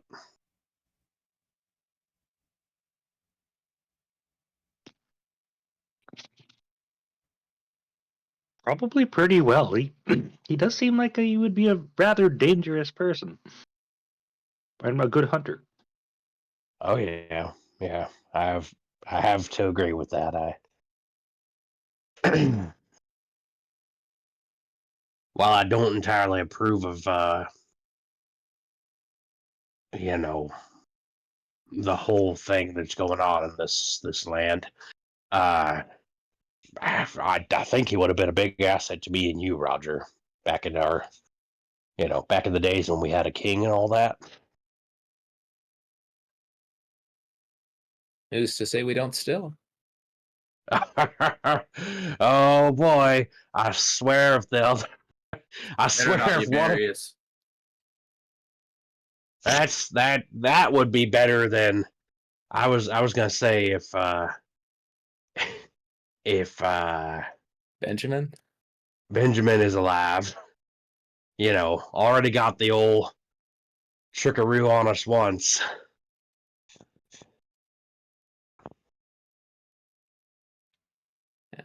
In any You could case, literally put a rock in as king, and I would vote, and I would want it to be king more than Marius. Okay. I just don't understand your disdain for the man. I don't like him. he was nothing but helpful. I don't like him. That's just a strong stance. Yeah, I think he's a pretty helpful guy. I don't think that he should be king. I agree with that, but I also wouldn't be overly upset about it. I mean, somebody has to be the king, right? What's the Yeah. succession plan here?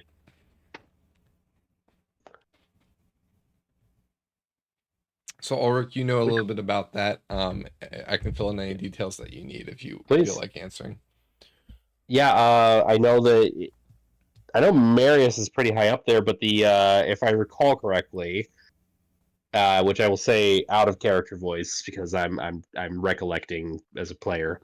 Mhm. It's the essentially all of the nobles need to come together and have a moot, right? Yeah, basically, the royal family line has now ended, so a new family Right. must be selected to rule. Marius is not eligible as he's not um, um, a member of nobility unless something seriously changed about the government. Thank Um, you. but ultimately, he is currently the military regent because he's head of the military. So Right. currently, Seregen is in military rule until such time can be deemed. From there, the ruler might choose to keep Marius on, or might not like what Marius did and do something different. So that can be determined at that point. I'll be honest. I mean, it would be interesting to see which of the noble families comes out on top. Uh, Rudolph, my uncle, would be an okay king, I think.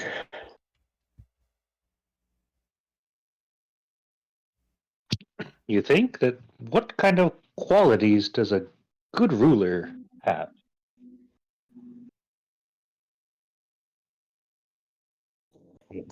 That's gonna Or, that's gonna vary between who you ask, I should imagine. But for my money, someone who's loyal to the kingdom first and foremost, puts the kingdom's interests at first, and who understands that they don't, they are not above others.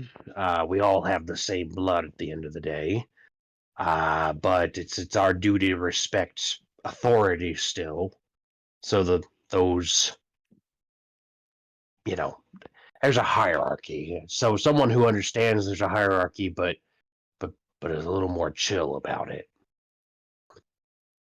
That's the thing I don't think Rudolph would necessarily be great about. I see. A lot of those things do seem similar to what we've heard about the Vampire Queen.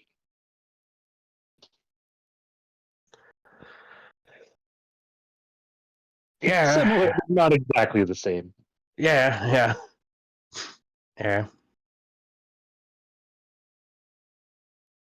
It's crazy. We're going into this whole new kingdom, like I've never been here before. And if we do make it back to Seregen, it could be like we're going to a whole new kingdom again. That's true.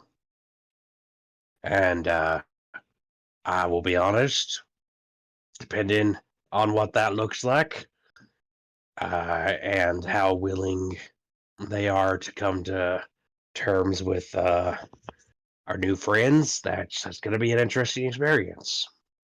Hopefully, we can all get along. Yep. All right. So as conversation continues, I would say another hour passes before Zictor returns. So if nobody has anything else, we can go to that. Yeah. Okay. Yeah.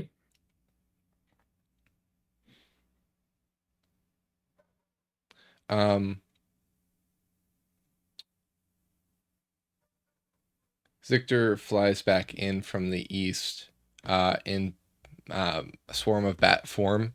And as a reminder, it's not one giant bat like you've seen with some of the other vampires, or I guess in the Baroness's case. This is a swarm of smaller bats. You're not sure how that kind of works out in terms of consciousness, but or if one bat gets damaged, what happens to Zictor as a whole. But they kind of poof out of existence and kind of form into him in the process. Zictor looks elated, relieved, and pleased with himself. Watch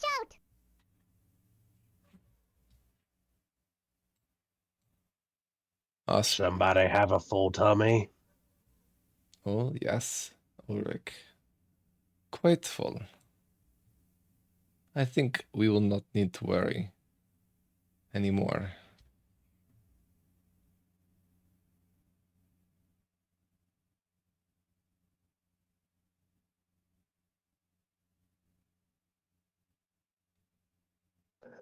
Well, congratulations on your good hunt. We idled away the time here.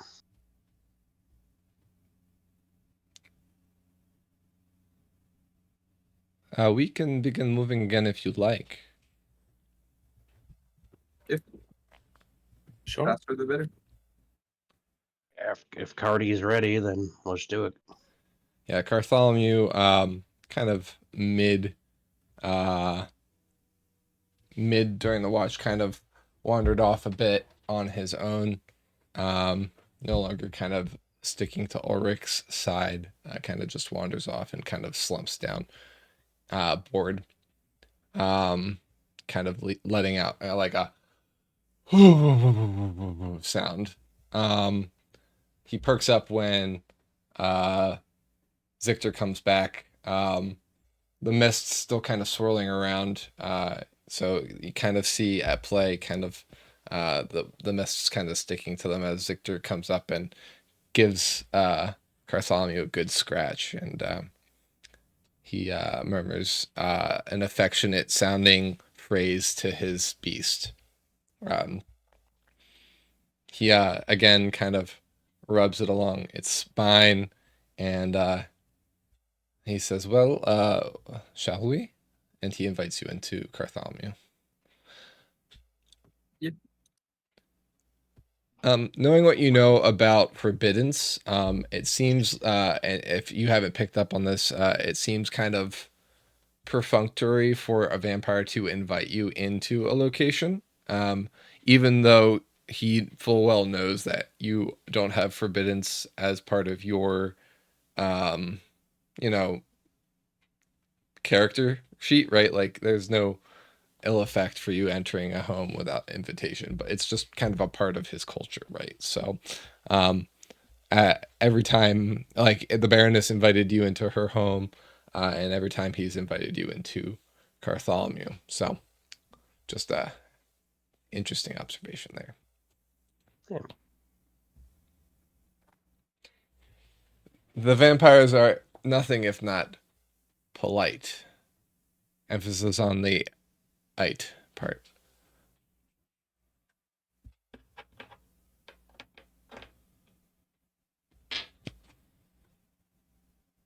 I'll enter the mimic. Okay. In we go.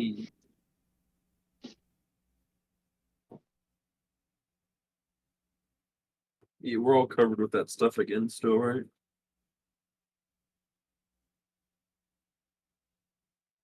Yep. Make sure. All right. Since it is night, Zictor elects to have the cart open. Again, you're in the plains area, and you move at a swift pace. You can really see the movement as Bartholomew goes back into a sprint and lumbers forward. Zictor seems a lot more chatty, and you see that his clothing is stained down the front. It looks like he was fairly sloppy with his consumption.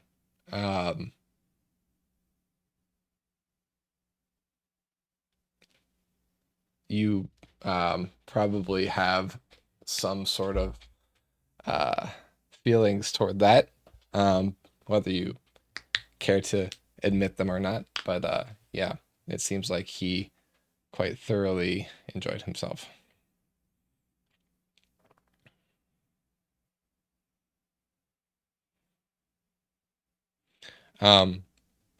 So Zictor turns to the group and he says, "So, shall we talk about what your plan is when we arrive in Maynir?"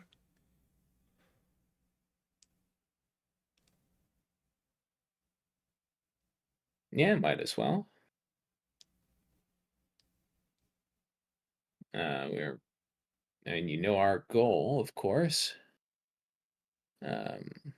I not so naive as to think it will be as simple as just walking in to the queen's chambers, or you know, and saying our piece and being allowed to leave. So You would probably be wise to negotiate your uh, exit within the contract that you strike with the queen. You do not want to be careless in this regard.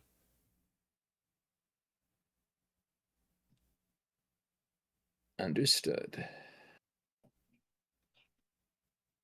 As Ulrich has quite so pointedly pointed out, safety can be interpreted many ways.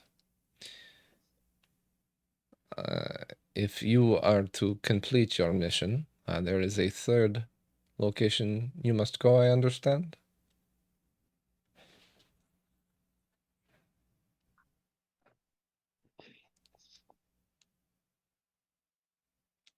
there a third location? Let's go. Yeah, I mean, we gotta go home. That's essentially what's going to happen. Oh yeah. Out of character, I also would like to stop by the X on the map if we get the chance to.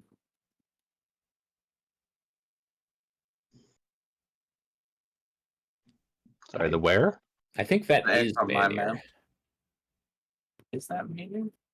Pretty sure. I think it Yeah, was that's up when it was Manir. in the mountains of Manir. So the area that's marked Maynir is the mountains of Maynir. Yeah. Which Maynir got its name from. Oh, perhaps we'll have the opportunity to do that while we're there. Hope so. Very excited to see what this map has to offer.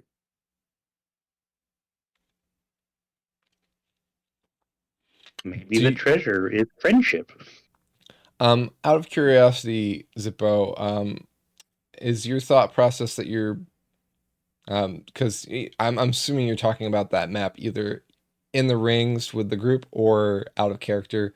That's I assume because you don't want Zictor to know about the map. Yeah. Because I don't know what the map leads to, and I don't want to take a chance of like him seeing the map and be like, "Oh, this is a secret entrance, you traitor," you know, Mm-hmm. something like that. You know, I don't want to like just whip the map out like a, because that would be very strange. Yeah, got it. Okay. I'll say, Victor, are there things that we need to are there protocols that we must observe when speaking to the queen? Well, I would always name her by title until she or if she tells you to call her something else. She is a uh not as she does not take as kindly to have her past asked after. So I would not ask her for any origin story on her. It is generally impolite to ask such things, but I know you are curious creatures. I do not take offense. She absolutely would. Understood. I would suggest keeping conversation to the terms and any questions she asks of you. This is not a fact-finding mission, after all. That is where I come in. I am here to answer as many questions as I can. You have already asked many, but I assume you have not asked all. We are a never-ending font of questions, but we'll keep it to a minimum while we're talking to your queen. That is the way. Questions also tend to reveal secrets, so keep this in mind as well. And the lack of information can be just as valuable as the information itself. There you have it.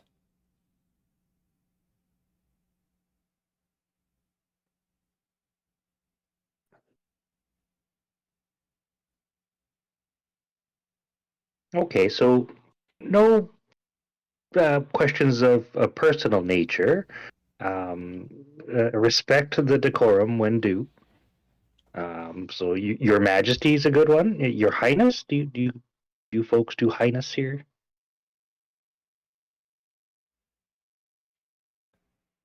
But your vampness. Vampness. Vampness. Perhaps. I would stick to traditional addressments of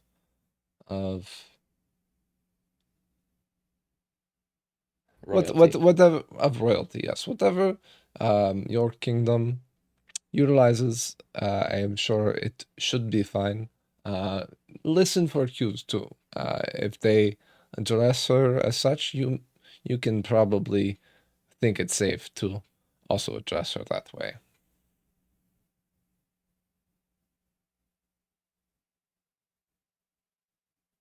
I will not be able to aid your negotiations. My job is to get you there. I do not think it would do you favors to have me intercede on your behalf. Understood. It certainly will not do me any.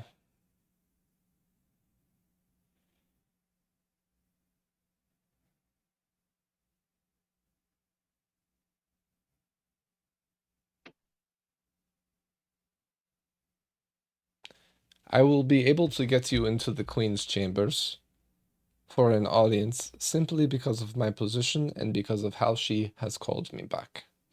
I am bringing you with me. I will introduce you. I will tell them that I have nothing to do with you aside from fulfilling my contract. And from there you will take the reins of the beast.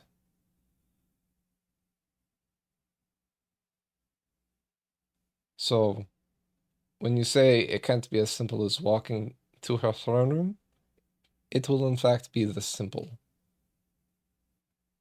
At least in theory. We must get through the city first. This I Do you think worry. that the city will be an obstacle? I worry about it.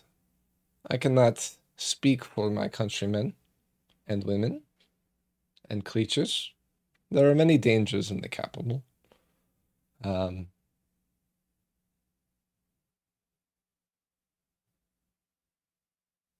Not everything is solved by spreading anal gland liquid.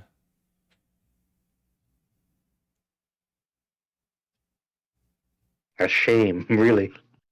Yeah. More problems than you'd imagine are solved that way, though.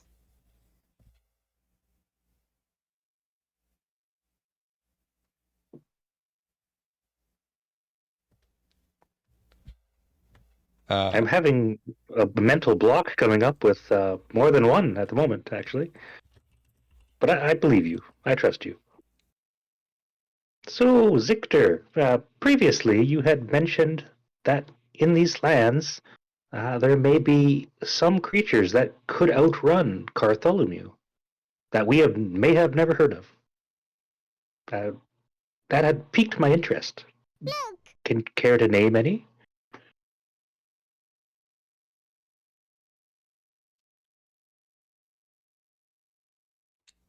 Well, I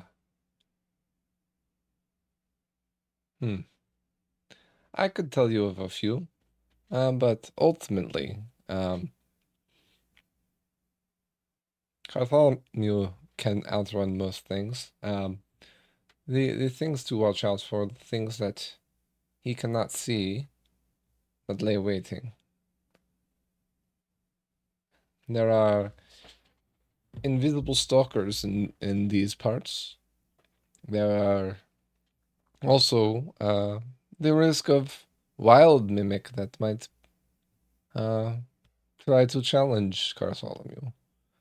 Of course, they will not look like a cart form. They might take many form.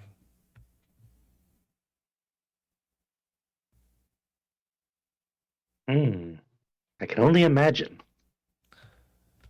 In this What's the area, wildest thing you've ever seen a mimic turn into? the wildest thing? Oh, there was a dock house on the outskirts of a town that would eat people who sailed in. It was a fairly That's large mimic, but it was something to behold. That sounds terrifying. Yes, it was amazing. It was very cool. So, what things do you have to offer the queen that might sway her into agreeing to this? Are you simply bringing peace to the table? Do you have anything else? He's obviously fishing to try and see what your plan is. Are you asking if there's threat of war? Because if there is no peace, that is the only possibility. Yeah. Seregen and Relic, we have united already. Well, we I will say, we come as good faith, which means that in addition to peace, perhaps there is an opportunity to negotiate. Obviously, one so powerful as Her Majesty. Apologies. Did we say that was good? Her Majesty Yes. was good or no? Her Majesty is fine. Yes. Well, one so powerful as powerful and wealthy as Her Majesty surely has everything she'll ever need, but on the other side of that,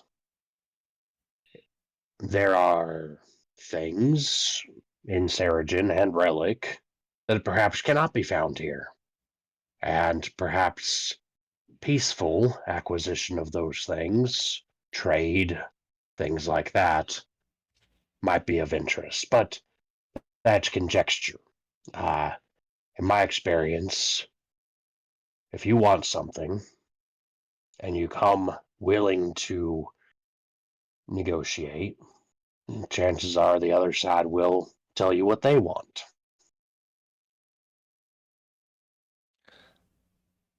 I have observed a phenomenon when dealing. There are two outcomes to not knowing what the other side has to offer. On one hand, it is a good way to discern what the other party would like, yes. But it also can backfire.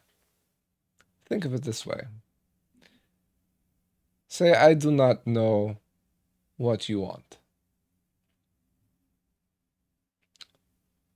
Then how can I ever make an offer that is tantalizing to you? For example, Lastly, when you treated with me, you knew exactly what I wanted. I wanted my freedom. Yes? right, right. I also had from you clearly stated what you wished. You wished to meet the queen and treat with her. So, Yes. we had a mutual understanding and we struck a contract, and it was very easy to do so. When one side does not have all the information, the other side is at disadvantage. Well, yes, but you're kind of illustrating my point there, Zictor, because when we first came into the cave, you had no idea what we wanted. It's pretty simple for us to determine what you wanted out the gate. All we had to do was look at you. Yes. So we had a conversation. We came in, we said, "Hi, we're not here to necessarily hurt you, but we might be able to come to terms. If we were to release you, would you be interested in perhaps leading us to Her Majesty?" And we came to terms. Likewise here, I imagine we're going to go to the capital. We're going to entreat with Her Majesty, and we are going to be upfront and say, we come here to find peace. We understand that there is a great threat in the form of Orcus, and we would be interested to know how such peace could be achieved in your eyes. I don't think that anyone's ever, people say they like to be surprised, but what's really better? Is it better to just get a present on your, I don't know if you do birthdays, but is it rather to get better to get a random present, or is it better to be given the money to go get whatever you want? It depends on the desires of the person receiving the gift. I have found it more meaningful from some to receive a gift of thought, and other times I wish nothing but money or payment from a person. Likewise with the queen, I do not truly know what she desires. Perhaps the Orcus ploy will be enough.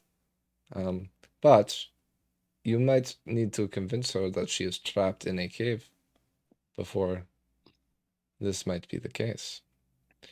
And being that she is the ruler of a kingdom, that might be a hard thing to do. I have a question. You say that she has recalled all of the vampires.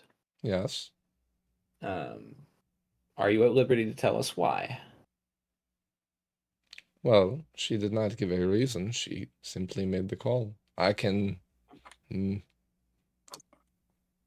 discern what Does I this happen can. often? It has never happened, no. Perhaps she already thinks her back is against a wall. Perhaps. You will need to twist that knife. And perhaps maybe not by further threat.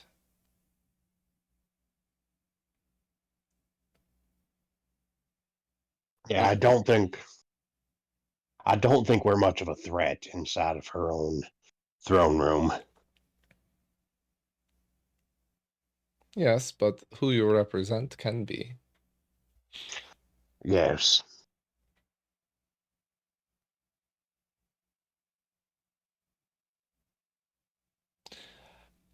Speaking of gifts,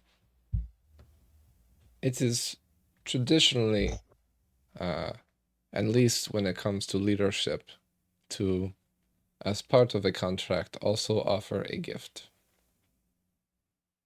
It is a formality, of course. It does not need to be anything significant, aside from significant to you.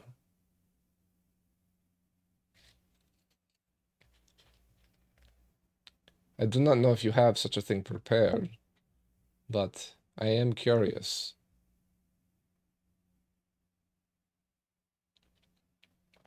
You seem to be running light. Did the kingdoms of Seregen, famed for their riches and greed, or the barbarians who are constantly taking, did they send any offerings of good faith for this treaty? I have the surely one of many, but a personal sword of one of our princes.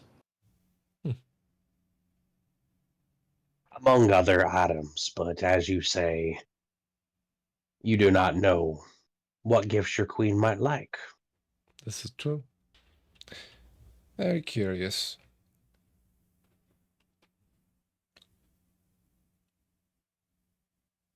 So who else do you represent?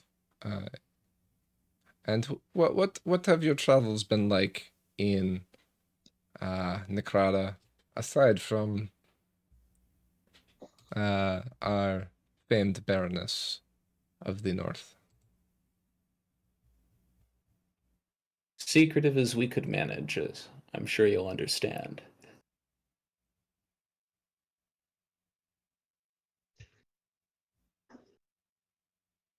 But we have been elsewhere.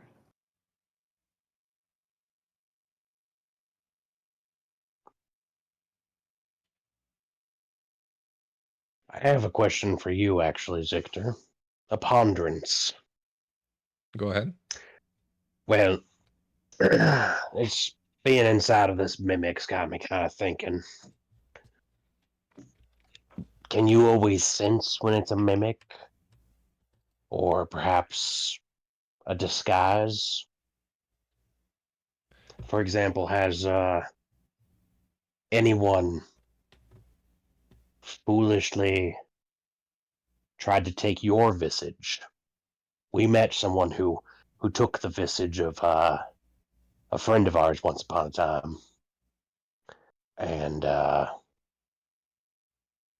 was a strange situation. Well, if it was an attempt to fool another vampire, I'm sure you will understand that it would be hard to fool a vampire into thinking that another is a vampire who is not one. We have certain qualities that are unmistakable. This being said, I would not think kindly to someone who does such a thing. It is not allowed. I shouldn't imagine it would be, and we definitely killed the individual who stole the visage of our friend. But, well, being inside the mimic does make one wonder about such things. But I suppose another ponderance on my part, since we're talking about things. Now, in Seregen and Relic, we have lineages and things like that. So, people eventually die, and there are more of us. I mean, you farm humans, you understand this. But I'm curious, is there a protocol? Do you all add to your numbers, or You were the talking about the vampires themselves. The vampires, yes. I seem to recall the Baroness was rather new at being a vampire. Yes. She has taken over Malkavia from, well, her predecessors.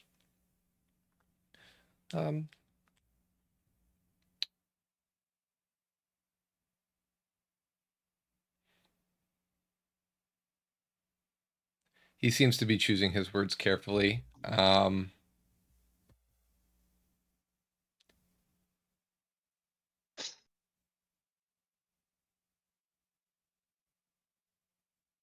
do not wish to talk about why she is new, if it pleases you.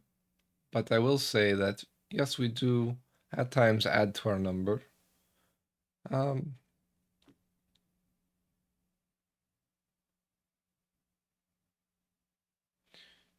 But we try to limit the increase in our population as much as possible. For the more vampire there are, the more infrastructure we must upkeep to support that which is our culture. The more cattle you need. Yes. And I could see that becoming a problem, even in our world. I mean, the more humans there are, we got a taste for beef. The more cattle there are, the more, problems the cattle bring.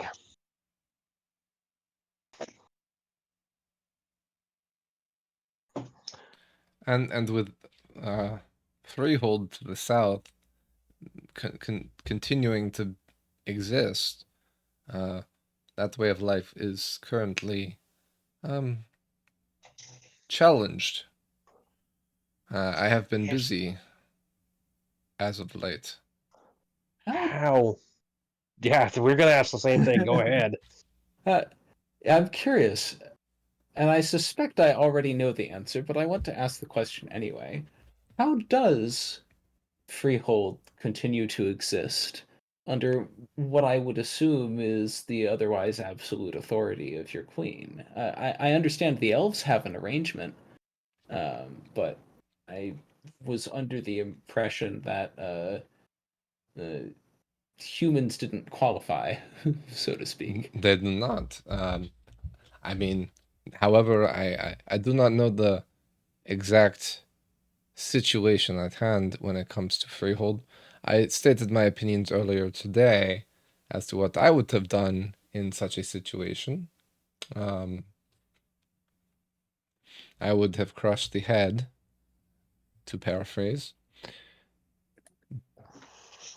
Perhaps there is a way that it exists. I have only followed the direction of my queen, and that is to protect this area and then to the north. So, that is what I do. As an outrider, I look for my prey and I return them to where they go. The lands of freehold once also were vampire lands. What happened to those barons, whether they are back in the kingdom or somewhere else, I do not quite know. Maybe a deal was struck? I do not understand why they continue to exist. I believe it is bad for the morale of the stock to give them hope means that other places like Freehold might pop up across Necrata and disrupt our very way of life. So far, so good, but a wound festers when left untreated.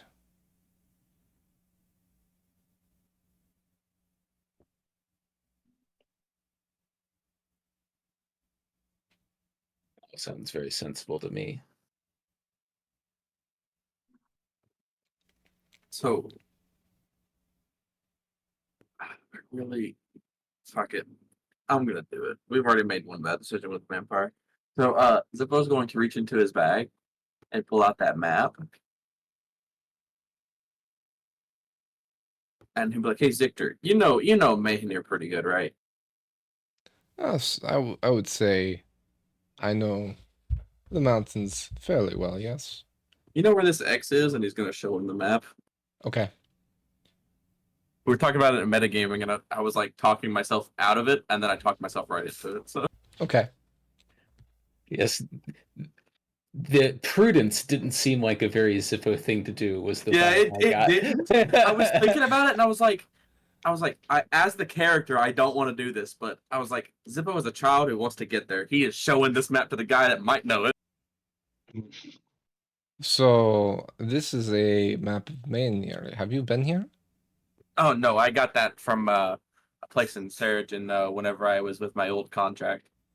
He openly balks at you saying that, and then quickly kind of smooths his face over. Uh, he tilts his head and he says, "This paper is quite old." Yeah, the old Zippo pull out his crude drawing of what his master used to look like.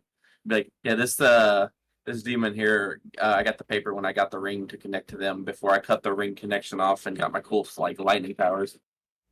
One moment, I must talk to Bartholomew for a second, and he and I will be right back. Okay. I'm using that excuse in the future whenever I need to dip out of a conversation. One moment, I need to go talk to the mimic. And then just leave the room and talk to a wall. or a door or a bed or ottoman, something. Pick a piece of furniture. Doghouse. I think a bed mimic would probably be one of the worst ones. 'Cause you're like ready to go to sleep, and then it's like nom nom nom. Getting my earbuds on. Yeah, absolutely no eating in bed. All right, I'm Dude, back. crumbs Sorry about that. everywhere. Benji was just crying at the door, but then he went running because he wanted me to chase him. So Bed and Chalamu. It do be like that sometimes. yeah. So sorry, you were saying Zippo when he said that it's quite old. Oh, Zippo was just essentially telling him like a very shortened and condensed story of how he got the map and how he no longer serves the Demon Master and he wants to cast a bunch of spells in her face and blow her head up.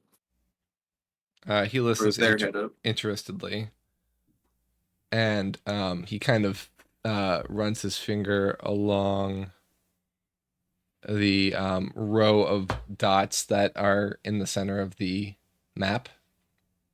And if you zoom into the map, you can see what I'm talking about. Those small lines that I had there. Oh yeah. It's been a while since we've kind of zoomed in and looked at this map or described it, so I'm just refreshing everybody. There's the lines of the mountains are drawn, and the curve of that river in the top right hand corner of the map, and then there's dots kind of running along the mountain range and the northern edge, and one dot has instead of a dot an X.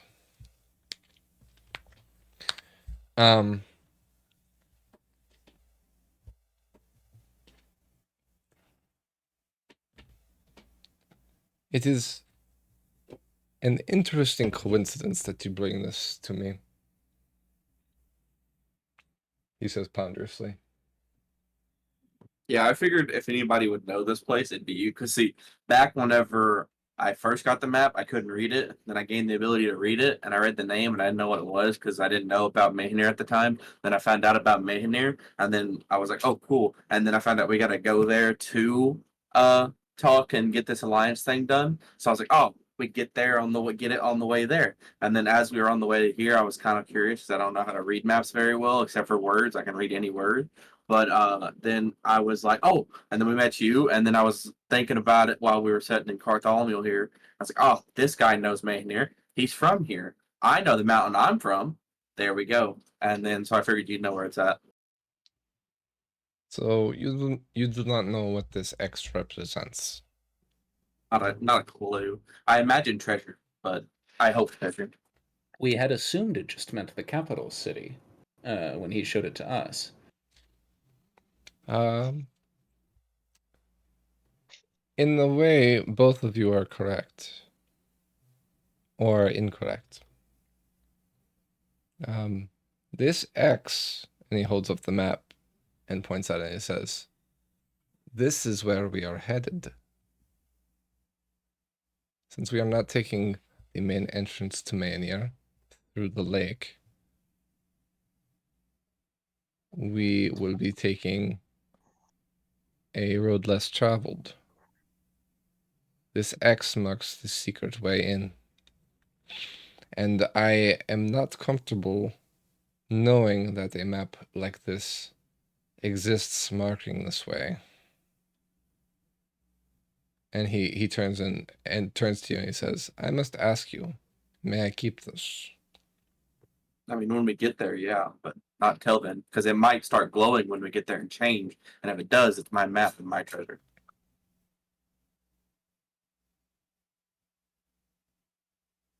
If you take that map from Zippo, he will break our contract. Very quickly, yes.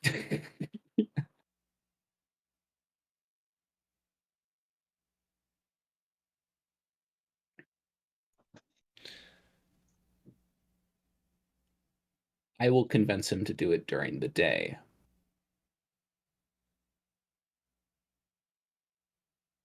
You will convince him to do what during the day?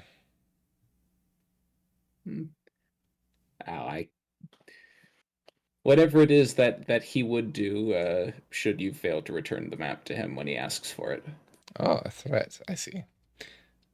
It was a little too obfuscated. But he coolly says, and his eyes glow as he studies the map, shrugs, and hands it back to Zippo. Feel free to, if you want to discern what that means, you can make a roll for that, but he hands the map back to Zippo and he says, I will keep you at your word for this. This map cannot leave my custody.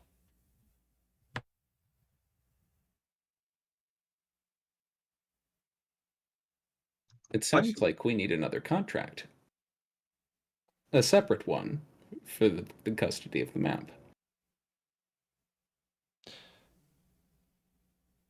I do not know if it needs to be an official contract per se, unless you feel like Zippo will not actually hand this back to me when the time comes. If I cannot trust him in this, how can I trust any of you to honor the contract as a whole? If No. I have learned anything speaking with you and the other vampires that we have met, it is always best to get something in writing. This is true. What have you to offer me? You are the one making a demand. This is true. What have you to offer us? He turns and he looks at Zippo and he says, "How about the life of your precious dog, who is not in the first contract?" I mean, if you touch him, I'm definitely breaking the contract, and I don't like that threat. So I suggest you stop because I have a lot more powers than you think I do. I do not like your threat either, young one. Hey, everyone. It's not a threat; it's a promise. Hey. You know what's really cool? Silence. You know what's also really cool? Knowing that, Zippo, you have a very rich friend who can give you any treasure you might ever need. Yeah, but it doesn't matter Why's that? because this is my treasure anyway. I'm the one that said I Yeah, would give it to him. If he wants to threat Brunhild, then he can just not ever get it ever. It's not that I simple. I agree. And so I don't think there needs to be another contract. You'll give it to him once you realize that there's no reason for this map to stay in your possession, right? When you find out there's no If there's treasure, no treasure, I don't want it anyway. I don't need to there get you into go. this lame vampire city when I can be with dragons. So why don't we all just forget that we had this conversation? Zictor, you're going to get your map. You can trust him. We don't need to provoke anything because I think that gets kind of into that tricky situation Yes. of maybe starting to promote the potential for harm. And we're just waiting for one person to slip up first. I think we've got a nice thing going. I think Her Majesty is going to enjoy conversing with us. And I think this will be a nice adventure. And perhaps we can all retire. Maybe this can be our swan song. Also, as per the terms of the contract, it's current members of the party. Brunhild's a member of the party. Everyone had to sign. I'm sure if you look at the writing, you will see what the party is outlined as by Roger's writing, and you all agreed to. I am not arguing with you. I am just pointing out this fact. I simply stated that if you wished to amend that contract by adding your beloved animal, just as I, and he touches Carthami lightly, adore my beast, that perhaps adding to the contract your dog in exchange for the map was an amenable thing, since I felt so strongly, and you obviously feel strongly about your dog. So, that is all. It was no threat. Of course, I understand why it comes across this way, being what I am and what you are. But no contract. This is fine.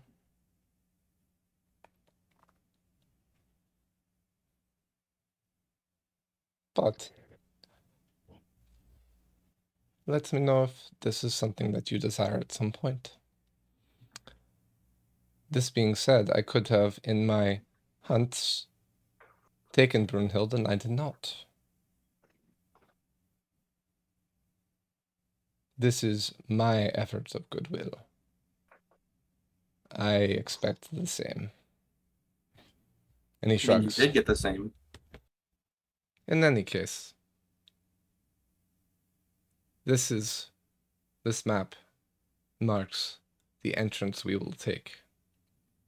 Should you have found it on your own, I am not convinced that you might have known how to open it or figured it out.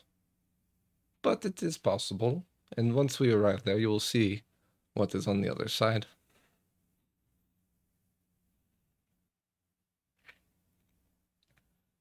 Yeah, this does bring up something else that we could also bring up here, Queen. A demon had this map, so they obviously know the secret way into Maynard if they can't get in any other way, which with demon powers, I imagine they can. But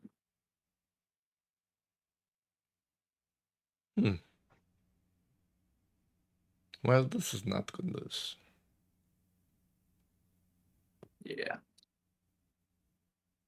You will need to tell me more about this if you are willing. I don't know a lot more about the map or demons, except that I'm gonna kill that demon. Oh. Specifically that one. Well, maybe then we are on the same side of this venture. I support this. That has been the hope all along.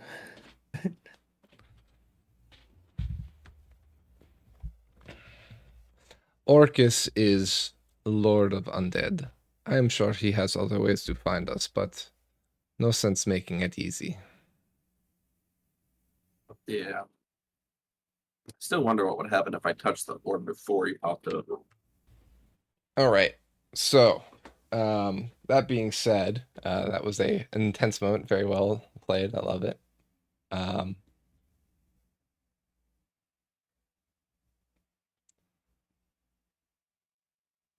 He kind of asks you to repeat, and with greater interest now, the description of your master, and he'll basically throughout the travels to the south for the next couple days, he's going to kind of try and glean what he can from your relationship with your master, what you know of where she is now, the details about the map versus where your mistress was. He'll muse that perhaps she doesn't know the details of the map because they were in the room outside of the ring. But then when you tell him that you kept the map in the ring for storage because you kept all your possessions in there, that she probably does know. Yeah. I'll also tell him about how we saw what's his name, Orcus, come into which I think I got a different name than everybody else because I can speak his language. You got Orcus. Everybody else is calling him Null. Okay, gotcha. Right. I thought that's what it was. I thought it was one of the ways. So Yeah. I'll tell him about it and I'll say it in the way that I heard it. And I'll tell him how he started out in a little white orb we saw, kind of like he fell from the sky almost because it was in a crater type thing, and like a big giant dead area, and it went into multiple when we went to touch it, and then as we were leaving, we saw him walk out. To clarify, we never got close enough to touch it. Yeah, Zippo wanted to get close enough to touch it. We peeked at it over the crest of a hill or what. You started flying earlier. toward it to go touch it before it pulsed apart. Yeah. So you were kind of blown back and then tried to get back away from it before anything noticed you. It was kind of like maybe, nope. Yeah. And you saw creatures that looked like your mistress, Yeah. but you're not sure if any of them was specifically her. Yeah, so I just have a vendetta against all of them, Mm-hmm. just in case, You also know that she was messaging you in your dreams constantly leading up to this invasion. So there's that too. Yeah, and how she somehow got a genie that I freed, and he was like, "Hey, cool, bro. Here you want full powers and live."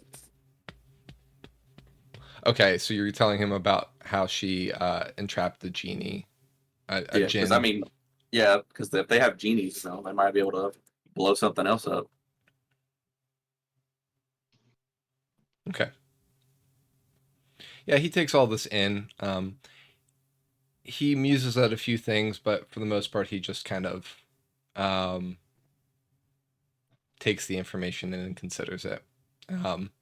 And of course, that could be a topic of discussion between Zippo and Zictor throughout the course of the next 2 days. It doesn't all have to be at once.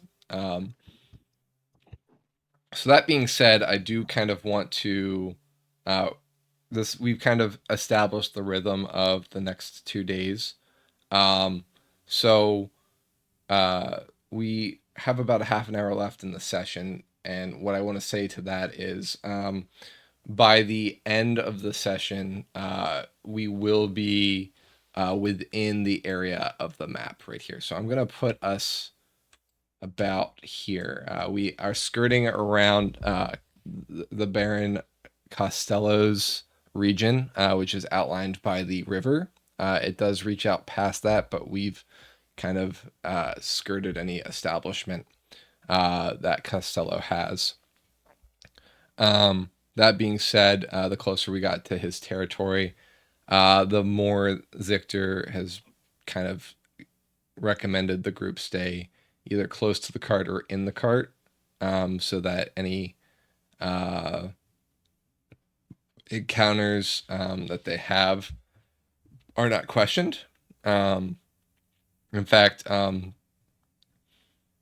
you see several other carts go by along the road, and by carts I mean mimic carts, while you're riding at night on your last day of travel.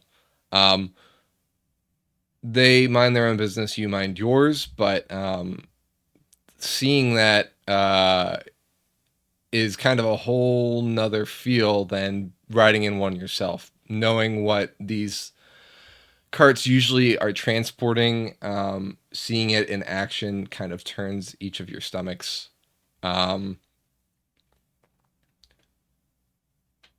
Yeah, ultimately, that's kind of that. So what I'd like to spend the rest of the time doing is any further questions you have for Zictor, preparing for next session or the session after, depending when it comes to meeting with the Queen. Any questions you have about Necrata as a whole. This is kind of it's a travel mission, but obviously a travel session, but obviously there's a lot of information to glean.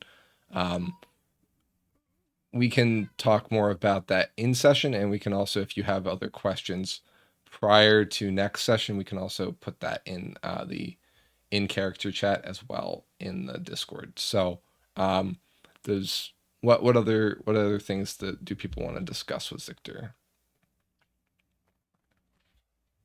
I know I'm putting you on the spot a little bit.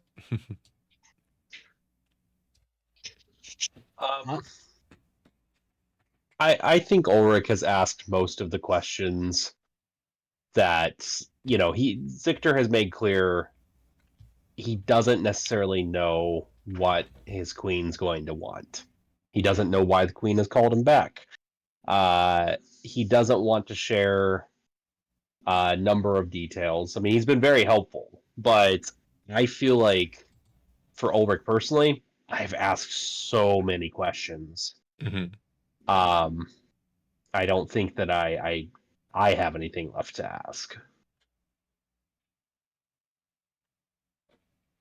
I'm more or less of the same mind. Unless something comes up, I don't think there's anything else I want to ask of Zictor. Aside from more of the procedural bits of, okay, how do we get to the Queen and address her, right? It seems like he's given us all the information he's been willing to give about our actual mission. Mm-hmm. And as as excited as I am out of character for all of the sightseeing we're going to be doing in the great capital, in character, Roger would very much like to not be seen by anybody at all. Yeah. And most of the conversation that I want to have is with the rest of the party about what our proposed contract with the Queen is going to look like. And I've already started drafting one. Okay. And feel free to talk some of that out. Obviously, you've got the rings, so that's definitely something we can do. And we can kind of start planning for that now if you'd like.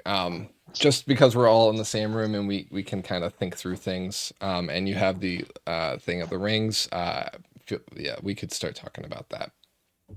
I can also remind you of things should you need to as the DM in that way as well. So nice to have.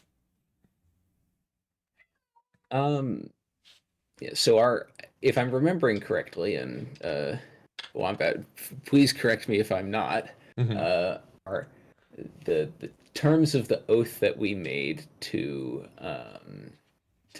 Reynard were that we were to meet with the rulership of each kingdom, under the assumption that we represented Seregen and therefore didn't need to go meet with Seregen.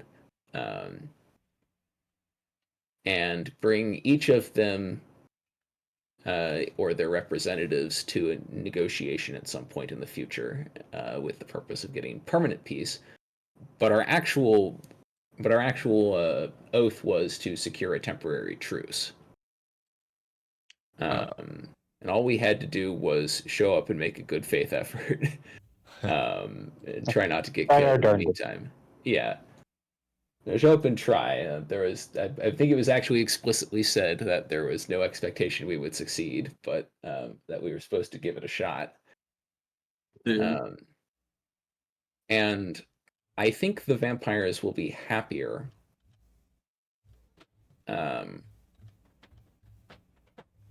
Given that what we're asking for is relatively light, like this, our proposed contract has a somewhat well-defined end state, right? Because I think we've got maybe 3 goals with this, right? We want to temporarily preserve the borders that the wall wants enforced. We want to ally all of the lands of Renovar against Orcus.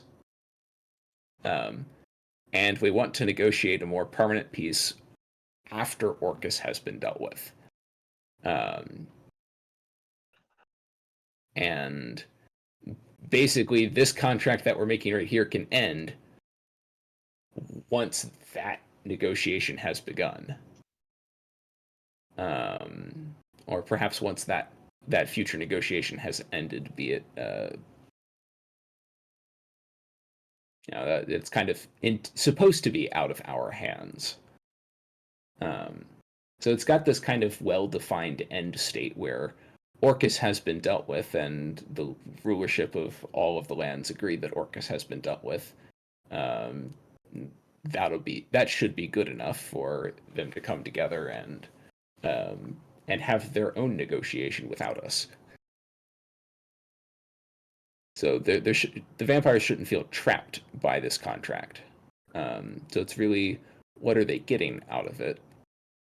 The impression that we got from the Baroness was that the vampires are super concerned about their borders, actually.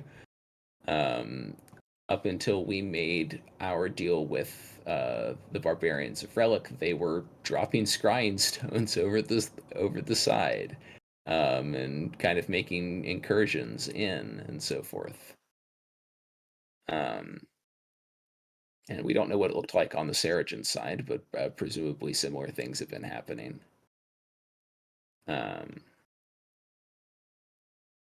And we know that they want Orcus dealt with.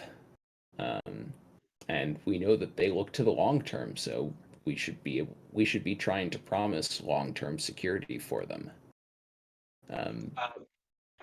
Yeah, so about that, I'm assuming we're having a lot of this conversation in our rings. Yes, I believe it. We established it's entirely within the ring. Yeah. Just reestablishing that. So, God, I think Ulrich would pass to you, Roger, that this is relatively easy. Long-term peace Necrata's all about eternity, right? That's Stasis. stasis. They are undying. They don't change. Relic also, while it has change, it has a lot of, stasis in the form of the dragons. I mean, Ulrich doesn't necessarily know the lifespan of a dragon, but it's more like the elves at the very least, where that might as well be an eternity in Ulrich's eyes. That's not the case in Seregen. We don't have that situation going. Actually, Wombat, do we have a noble family of elves that I would know of? In Seregen? Yeah. There is one family of elves, yes, but most are Okay. scattered. It's not an organized family. Most of it's small families, but there is one sustained family that's sustained a nobleship. Right. So Ulrich would probably just outline the fact that, hey, we don't need to talk. We're at some. We don't need to like lead with this, but at some point we're going to need to talk about the fact that we are the least static of the three lands in many respects. There's much more stasis in Relic, and Necrata is nothing but stasis. We would do well to perhaps have someone in power inside of Seregen who is more long lived. Ulrich would leave it at that to like the group, but and we need to maybe address that as at some point. But he would probably float to Roger. He would kind of like pass to Roger only the idea that maybe here in Necrata there is a way that we can obtain a long time ruler for Seregen. This is Ulrich's bid to become a vampire. This is Ulrich's bid to become king. Yeah. But also, the idea that, oh, hey, maybe maybe that would be appealing to them. If they had a king that they knew or could have at least met once, but also a king who is more similar to them. But that's a pretty shitty hand to deal, I think. It's like, yeah, give me the power, then I'll go conquer my lands, is not the direction he needs to go with this, which is why he wouldn't propose this to the entire group, but he would, or even outright state it, but just kind of imply it to Roger. Just imply it to Roger, yes. Circa 1944, Ulrich's already fighting the Cold War. Just thinking ahead. Let's not bring that up, Ulrich. Yeah. Unless we have to. And yep. I'm back, sorry. But along that same line of thinking, and I'll address this to the group now. Along that line of thinking, with Seregen's rulership changing so frequently, maybe a little more frequently thanks to our actions specifically, but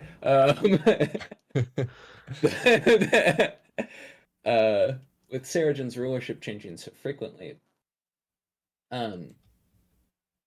we may want to suggest to the Queen or the group that goes to negotiate with the big negotiation, once we've secured this peace once we've secured this temporary truce and they go to negotiate actual peace, that perhaps they should reaffirm it every so often with whoever the current ruler is, and add as part of the contract that the new ruler or representative thereof reaffirms the existing terms, or calls to renegotiate them should things change. In Relic, they do have that big Relic leaders meeting once in a while. So why can't we have a big meeting for all three Yeah, sectors of the continent? and I think doing it in that way, um, perhaps at a set interval, every 50 years, every 100 years, whatever it comes out to, or possibly more frequently than every 100 years. Every decade, perhaps, have someone reaffirm, a representative reaffirm the contract would perhaps do a lot to assuage the fears the vampires might have of a place so dynamic as Seregen reneging.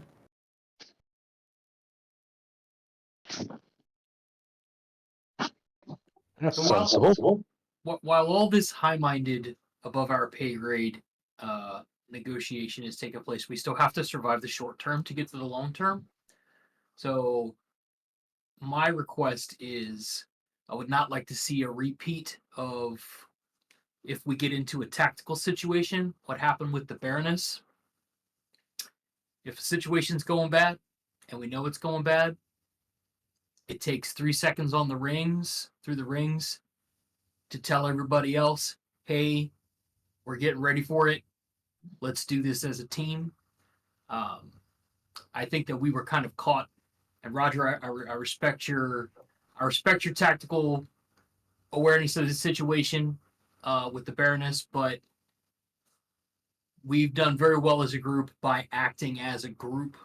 So if the situation's going to go south, assuming we all have our rings at that point, who knows what's going to happen once we set foot in this place. We really need to coordinate that beforehand, so that way we don't. I just want to make sure that we're all on the same page if the situation goes sideways on us. Our escape plan is the marsupialis, right? As far as I know. If we get Like, out imprisoned, of character. that's not super viable during combat. It's not.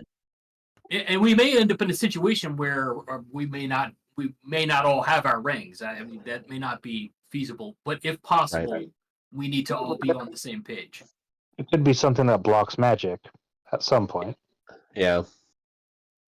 Do we I need also like a don't code word? Code word works. Put that one on the back burner. How I about imagine while all this is going on, Zippo's talking to Victor, so it doesn't seem like suspicious. That we're all just sitting here in silence. So like Zippo's listening, but he's probably not going to contribute to the conversation because he's going to be talking to Victor to kind of not to distract, but to let him have the information and also not seem suspicious. We're all just like glaring at each other intently. I've got the perfect code word, guys. The situation's getting ready to go down, and we need to be coordinated. Duck sausage. I knew it. Yeah. Operation Duck Sausage.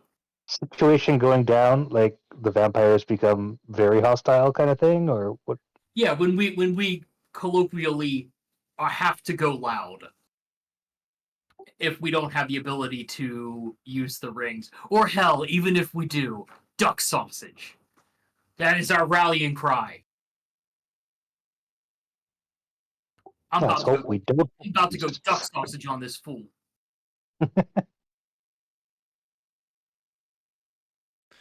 I guess just to push that a little bit, and just for planning purposes for organization with the group, when you enact the plan, Duck Sausage, what exactly is the action that the group is going to take at that point? What, just start attacking, or like what's, yeah, is that where you're going to try and escape, attack, like what's, yeah. I presume we would commit to a bit of violence and running. Yes, a wee bit of the old ultraviolence, I think, is the order of the day for Operation Duck Sausage. But to what end? I'm guessing to escape to a point where we can enact the marsupialis plan. Yeah. It's so we're going into literal the heart of darkness here. So if we have to do this, we done fucked up bad, or something done went real sideways, because we should not have to fight our way out of this. If we do, it's bad juju. So, just before anybody's going to take any kind of combat action that's going to involve all of us, I would say that we need to be able to let each other know that that's going to happen.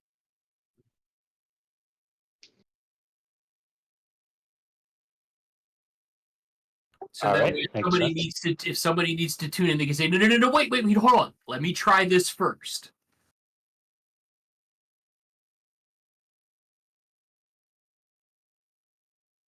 Talking is a free action, So, or high fives. and high fives when not passing secret messages. Now, the only thing I can think of that might lead to a sausage situation is during negotiations going bad with vampire. Exactly. And if it does, we want to be coordinated. That's exactly what I'm thinking about. Zictor was talking about negotiating for things that people want, and we don't know what they want, maybe. What do we know that the vampires want for sure? Power. It's like the swans, right? Yeah. Seem pretty powerful. And Yep. at least one vampire knows we have the swans. And that vampire has theoretically been called back and is a bit of a snitch probably in this situation. Yeah. Sorry about that. Oh, don't apologize for the Baroness. Oh no. Just for overplaying the hand. No, it's fine. It's not like we were explicitly warned or anything. Well, now hold on. We little bit to clarify for the audience, we were explicitly warned. Explicitly warned is an interesting. I don't know that we were explicitly warned. Under no circumstances should these things ever fall into the hands of the vampires. Ever. Yes, but I believe not an exact quote, but that's a character telling us that. It wasn't the DM saying that. Okay, when I say explicitly warned, I'd say we were explicitly warned by a character, one who we had good reason to trust. I don't know. They're kind of shady. I was gonna say we did, except for the fact that we really didn't know how. Because that was. Forgive me if I'm mistaken, but that was Rainier, right? Reynard, yeah. Yeah, and at that particular point, I was operating under the idea that, hey, that entire town more or less betrayed us to the Baroness. So who knows what information she already knows, and they, now we know that they just didn't really do a lot to keep us from not ending up in the Baroness's hands in the end there. We were kind of just like guided straight to her. Yeah, and you're not really sure the details of that, right? You know that it happened. You have some presumptions, but you don't have any confirmations as to where the chips fell there. You do know that Ire was a driving force of that, being under the influence of the Baroness, and you know the Baroness had a hand to play. But you don't know, and you haven't had any confirmations as to anyone else. And Gormier, obviously, you know where he fell on that, because obviously you've been in communication with him. He was kind of captured But it didn't seem like Reynard knew where Gormir was when you met with him. Now, whether he was being dishonest or if he genuinely didn't know or somewhere in between, that's up to you folks to discover. But yeah, that's kind of what you have so far. Right. At the end of the day, my point really is more that since we had so little knowledge on the vampires, Yeah. and that's why I'm like, that guy could be an unreliable narrator. Now, let me look at it. So Reynard was the one that told us about the swans. I thought Jordan was. That's why I said they were a shady character. Oh, I mean, in fairness, if it's a humanoid, I just assume you don't like it. That's fair. That's valid, honestly. If it ain't dragon, I don't know, you know. But now that I've over protested and defended myself, because I was definitely in the wrong there. Still, all the same, I would say that this is you bring up a really good point, Spelzian. We're Banewall. We're gonna have to. We know she's going here. We know she's on her way. We know she knows this. We know the Queen's going to know this. Yeah, At some will she point- not be totally offended if we don't offer it? Well, at some point, I think perhaps while Zictor's off on a hunt over the course of these next couple of days, or while he sleeps, we need to give them at least one of them to Gormir through the marsupium. Yeah, I understand they have power when they're paired and maybe not so much when they're not. I don't know, but Yeah, that's the other thing. We just don't know precisely how they work. So it's like we might be able to part with one. I mean, that sounds like a good deal for them, but Okay. it might give them more of a reason to, attack other countries to get the other swan. So, judging from the sake of time, we can do some more planning out of character, and also at the beginning of next session, since we'll be kind of making our progress into Maine here next session in 2 weeks. But we could, since we're kind of passing those 2 days, I can give you the opportunity to kind of pass along this information or items that you'd like with Gormir while we do our second or third day hunt. Probably the second day is probably what you choose, right? Being that you're getting closer to Costello. right. So we could kind of take it, or we could do it the third day. I mean, at this point, you know that he's hunting. You're staying close to the cart. I don't think it matters. I think timeline wise, it makes sense to have it be toward the end of the session, be toward the end of the trip, right? So let's just make it the third day. Yeah, assuming everyone's on board with that. But yeah, we got a couple weeks to chat about it. Yeah. Yeah. What we'll probably do then is let's end the session at not right now, but after this interaction, and we'll say that we'll pick up next time at the end of Zictor's hunt, and the hunt is here on the midway point of your third and final day traveling south. So Zictor similarly flies off. This time he hunts north rather than east or west. The previous day he hunted south. So it seems like he's always going in a different direction for whatever reason. He breaks out into a cloud of bats at night. Does similar kind of thing as before. So while he is gone, what are your actions? Or I guess anyone against giving at least one swan to Gormir? I'd like to have both so I can keep studying them, but I mean, I probably won't get the chance to, so I'm fine with sending one through at least.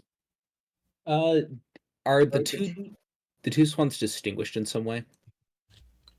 They're both I think they're identical. identical. I think separating them as we get ready to head into here it would not be good to have Well, lost and both of them. Actually, I don't think that idea will work because if I remember correctly, when Ulrich had a swan, he could focus on it and find where the other one was. Okay. Well, is anyone against getting rid of one or both? I'd say if we're gonna do it, we should do both. That way, we don't give them a reason to attack wherever Gormir's at. But we also give away some leverage there. I mean, Well, I don't we'll have the knowledge of where they're at, so we'll have Yes. leverage. We have In the sense access that to them. We know where they're at. We know how to get to them. They don't, and no matter what they do, we can take that to our grave. How far has Gormir gotten? Do we know? I mean, that's another thing. We need need to check it. Yeah, we would need to check in with them. Yeah, and I could be completely remembering wrong that Ulrich could sense where the other one was, but I'm pretty sure I remember it because he was in my bag, but not technically in my bag because it was when it was unmagical. You're right. I could sense that it was in a bag. Yeah. Essentially. Yeah, you didn't know exactly where. You just knew. You could kind of see where it was, but it was in a bag, so it was dark. You had the sense that it was somewhere.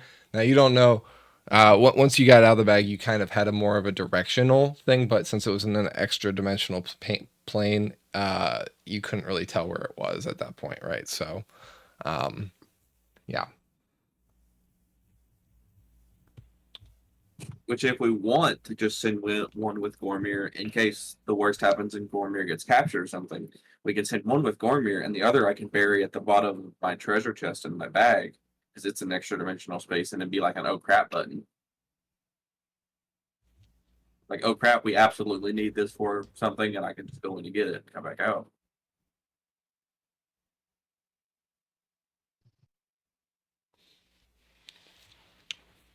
So in either case, are you kind of checking in with Gormir to figure out the plan for next? Yeah, I think we should definitely check in with Gormir either way it goes. Mm-hmm. That way we can get at least a TLDR of where he's at and how it's been. That way, if we do go with the plan to give them both, we can give them a slight, hey, keep these hidden type deal. All right. Ulrich, the marsupium is in your bag. What do you say? Yeah. Ulrich is. If everyone's cool with at least checking in, he'll check in. Okay. So you. So he brings it out and says, "Gormir, Sally, either of you there?"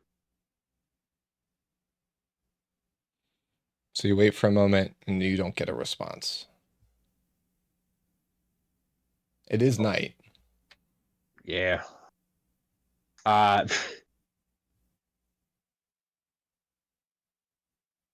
Ulrich will reach his arm through. Okay. So you reach your arm through. You're putting your hand into the bag that the marsupium, the pair of yours, is on the other side. You kind of feel around the bag. He'll shake the bag a bit. Okay. The bag shakes. Nobody answers on the other side or like is bothered by it. All right. I just before this gets on too long, maybe we should jump to the chase. Can you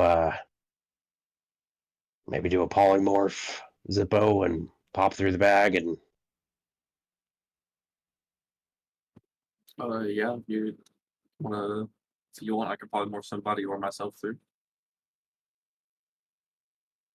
probably wisest for you to go through, but I don't know what others think.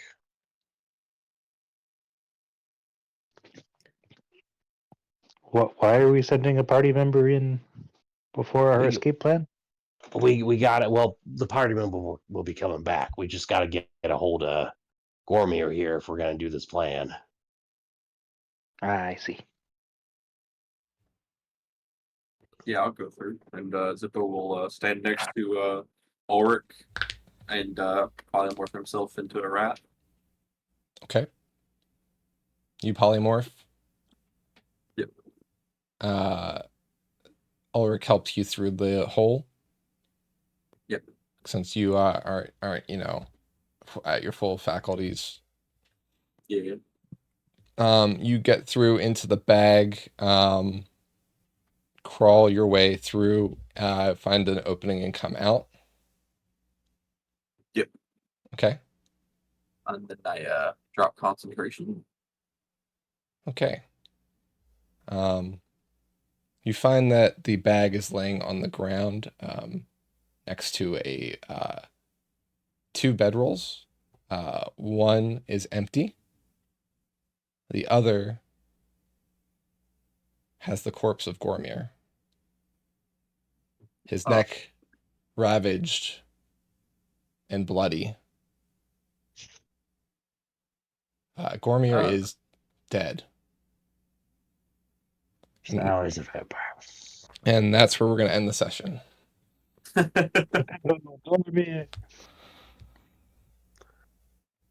All right. Well, shit. So, folks, we'll see you in 2 weeks as we come to the next session, session 67. We'll see you then. Enjoy and be safe. Bye. See you.